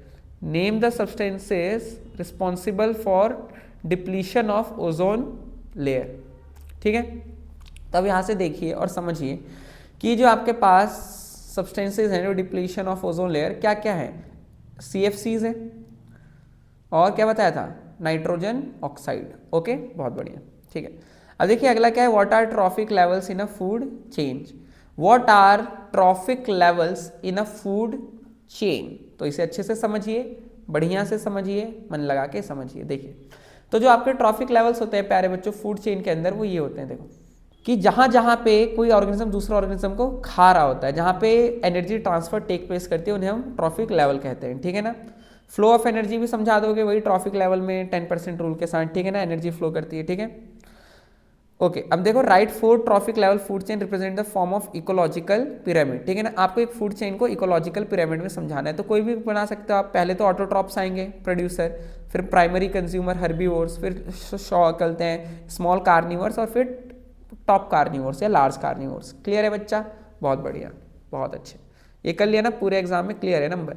अब देखो असर्शन रीजन, जो हमने कहा था ना, हम हर चीज कराएंगे, कुछ नहीं छोड़ेंगे। देखो, देखिए क्या है हॉस्पिटल, देखिए क्या है hospital waste like use syringes urine bags can be incinerated. भाई देखो, ऑब्वियस सी बात है, जो सिरिंजेस होती हैं ये सब, इनसे इंसिनरेट किया जाता है, क्योंकि ये बहुत ही हाई टेम्परेचर पे बर्न करता है और वो एशेस में कन्वर्ट हो जाते हैं। तो ये बिल्कुल सही है, असर्शन भी ट्रू है भाई, और रीजन भी करेक्ट एक्सप्लेनेशन है, क्योंकि भाई ये इन्फेक्शियस होते हैं, किसी और ने गलती से टच कर लिया, मिट्टी में फेंका, मिट्टी में पानी में मिक्स हो गया तो दिक्कत हो जाएगी। ठीक है ना, लोग बीमार पड़ जाएंगे। ओके, बढ़िया। अगला क्या है, देखिए असर्शन क्या है, food waste can be converted into compost by boring it into dug into ground as used as. बिल्कुल सही है, हम फूड वेस्ट को कंपोस्ट में कन्वर्ट कर सकते हैं। ओके, देखो क्या है, non biodegradable waste like fruit and vegetable, steel is broken glass jar are ideal for composting, are ideal for अरे कहाँ भैया, ठीक है। अच्छा, ये शायद से थोड़ा गड़बड़ हो गया, लेकिन देखो ये ब्रोकन ग्लास जार ये कंपोस्ट होते हैं क्या? नहीं भैया, नॉन बायोडिग्रेडेबल चीजों से थोड़ी ना बनाते हैं कंपोस्ट। वो किससे बनाते हैं? बायोडिग्रेडेबल चीजें होनी चाहिए।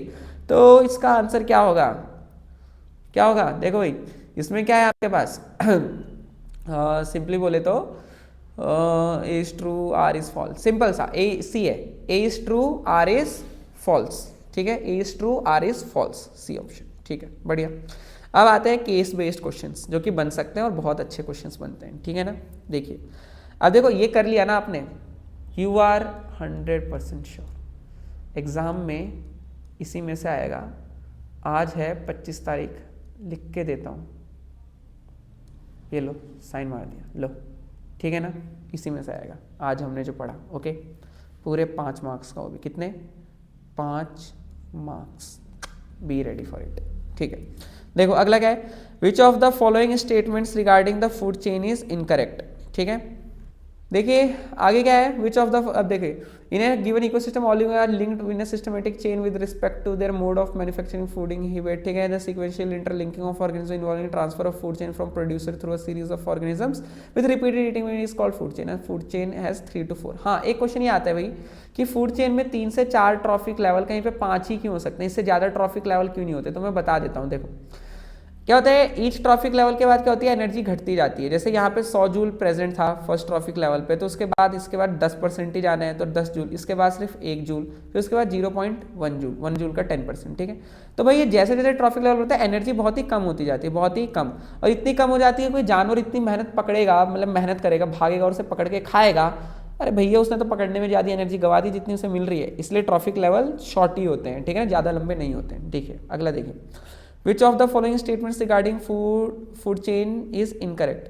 It is a straight pathway through which food energy travels in an ecosystem। नहीं सही है।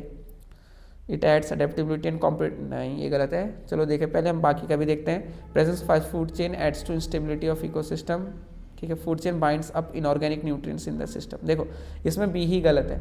ये जो आपकी फूड चेन है किसी ऑर्गेनिज्म की अडेप्टिबिलिटी या कॉम्पिटिटिवनेस नहीं बढ़ाता है। ठीक है ना, देखो ये भी करेक्ट है डी वाला, क्योंकि वो इनऑर्गेनिक न्यूट्रिएंट्स को दोबारा से बाइंड कर देता है, जो हमें एनवायरनमेंट मिलता है डिकम्पोज होने के बाद। ठीक है ना, दोबारा से ऑर्गेनिक इनऑर्गेनिक में कन्वर्ट हो जाता है। और कोई भी फूड चेन आइसोलेटेड नहीं होती, वो वेब में बनी होती है ताकि स्टेबिलिटी क्रिएट ना हो। ठीक है, और ये एक सिंगल स्टेट पाथवे है through which food energy travels in an ecosystem. बढ़िया, तो इसका आंसर है बी। ठीक है ना, जो इनकरेक्ट स्टेटमेंट है इट इज बी।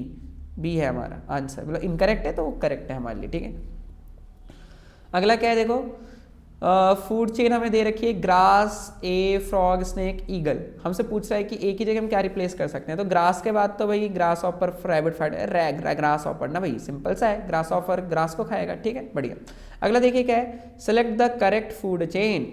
कल select the correct food chain, तो यहाँ पे क्या है, aquatic plant, tadpole, water beetle, pike perch. ठीक है ना, grass, grasshopper, snake, frog, eagle, grass rabbit, ठीक है, सिंपल सी बात है, यही सही है। कौन सा? पहला वाला। ग्रास को ग्रास हॉपर खाएगा, फिर स्नेक, फ्रॉग और ईगल, ठीक है, करेक्ट है। Food chains are sustained by producers and decomposers, याद रखना, प्रोड्यूसर खाना प्रोड्यूस करते हैं, इनऑर्गेनिक से ऑर्गेनिक सब्सटेंस, और डिकम्पोजर ऑर्गेनिक से इनऑर्गेनिक सब्सटेंस। तो इन्हीं दो की वजह से चल रही है भाई फूड चेन। अब इनमें से हमें फाइंड आउट करना है फिर से इनकरेक्ट स्टेटमेंट। फूड चेन में terminated herbivore, food chain always straight होती है, ठीक है, मैं हैव 3 to 5, ठीक है, इतने ही होते, ज़्यादा नहीं होते।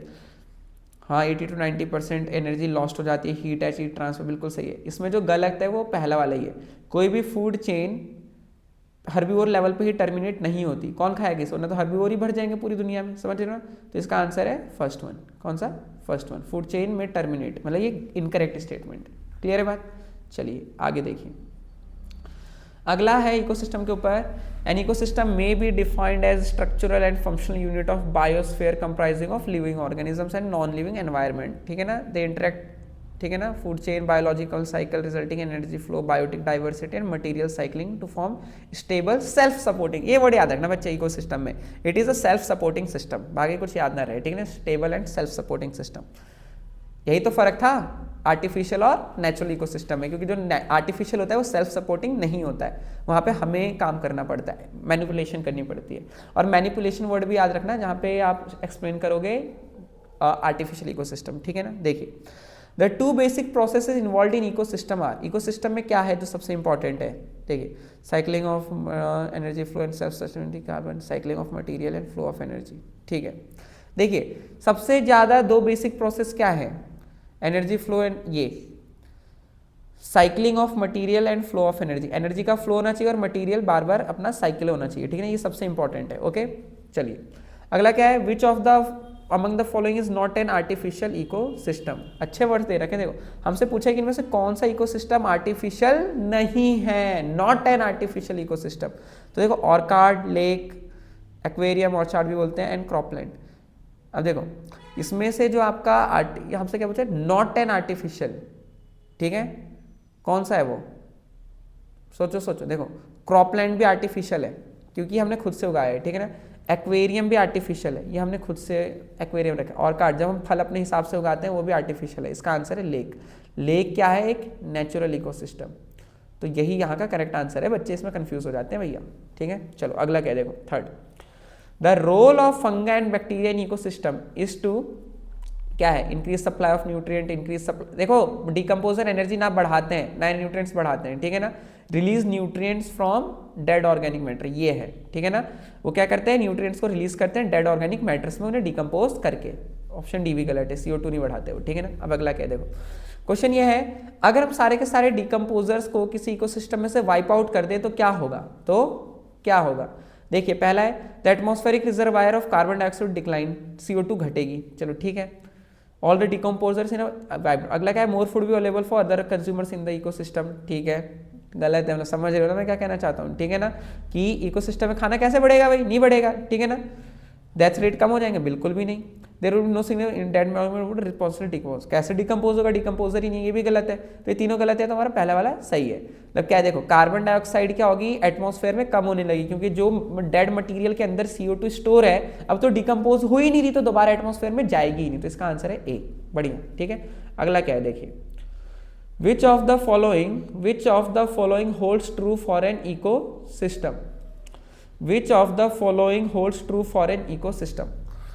अगला है primary consumer are least dependent on producer, बिल्कुल गलत भाई, सबसे उसी पे तो डिपेंड होते हैं। Primary consumers most of the time outnumber, बिल्कुल भी नहीं भैया। Organic substance such as carbon nitrogen constitute the main abiotic components, substance such as, नहीं, ठीक है, ये भी गलत है, ये सब इनऑर्गेनिक सब्सटेंसेज हैं ये सारे, ठीक है ना। अगला क्या है, देखो, permanent ecosystems are self supporting natural ecosystem that maintain themselves for relatively long duration, बिल्कुल सही। जो परमानेंट इकोसिस्टम होते हैं प्यारे बच्चों, सेल्फ सपोर्टिंग होते हैं नेचुरल इकोसिस्टम, और वो अपने आप को मेंटेन कर सकते हैं लॉन्ग टाइम के लिए। Okay, so this is it. I am feeling कि आपने बहुत अच्छे से समझा है। यू आर एक्सेलेंट प्यारे बच्चों, और आप लोग 95+ ला सकते हो। पूरी मेहनत करते रहो, ठीक है ना, पूरी मेहनत करो और सक्सेस तो मिल ही जाएगी, और पूरी मेहनत करो और सक्सेस तो मिल ही जाएगी, सक्सेस आपकी है। आपकी है आरंभ सीरीज। चलो, curiosity flow, sign out, all the best.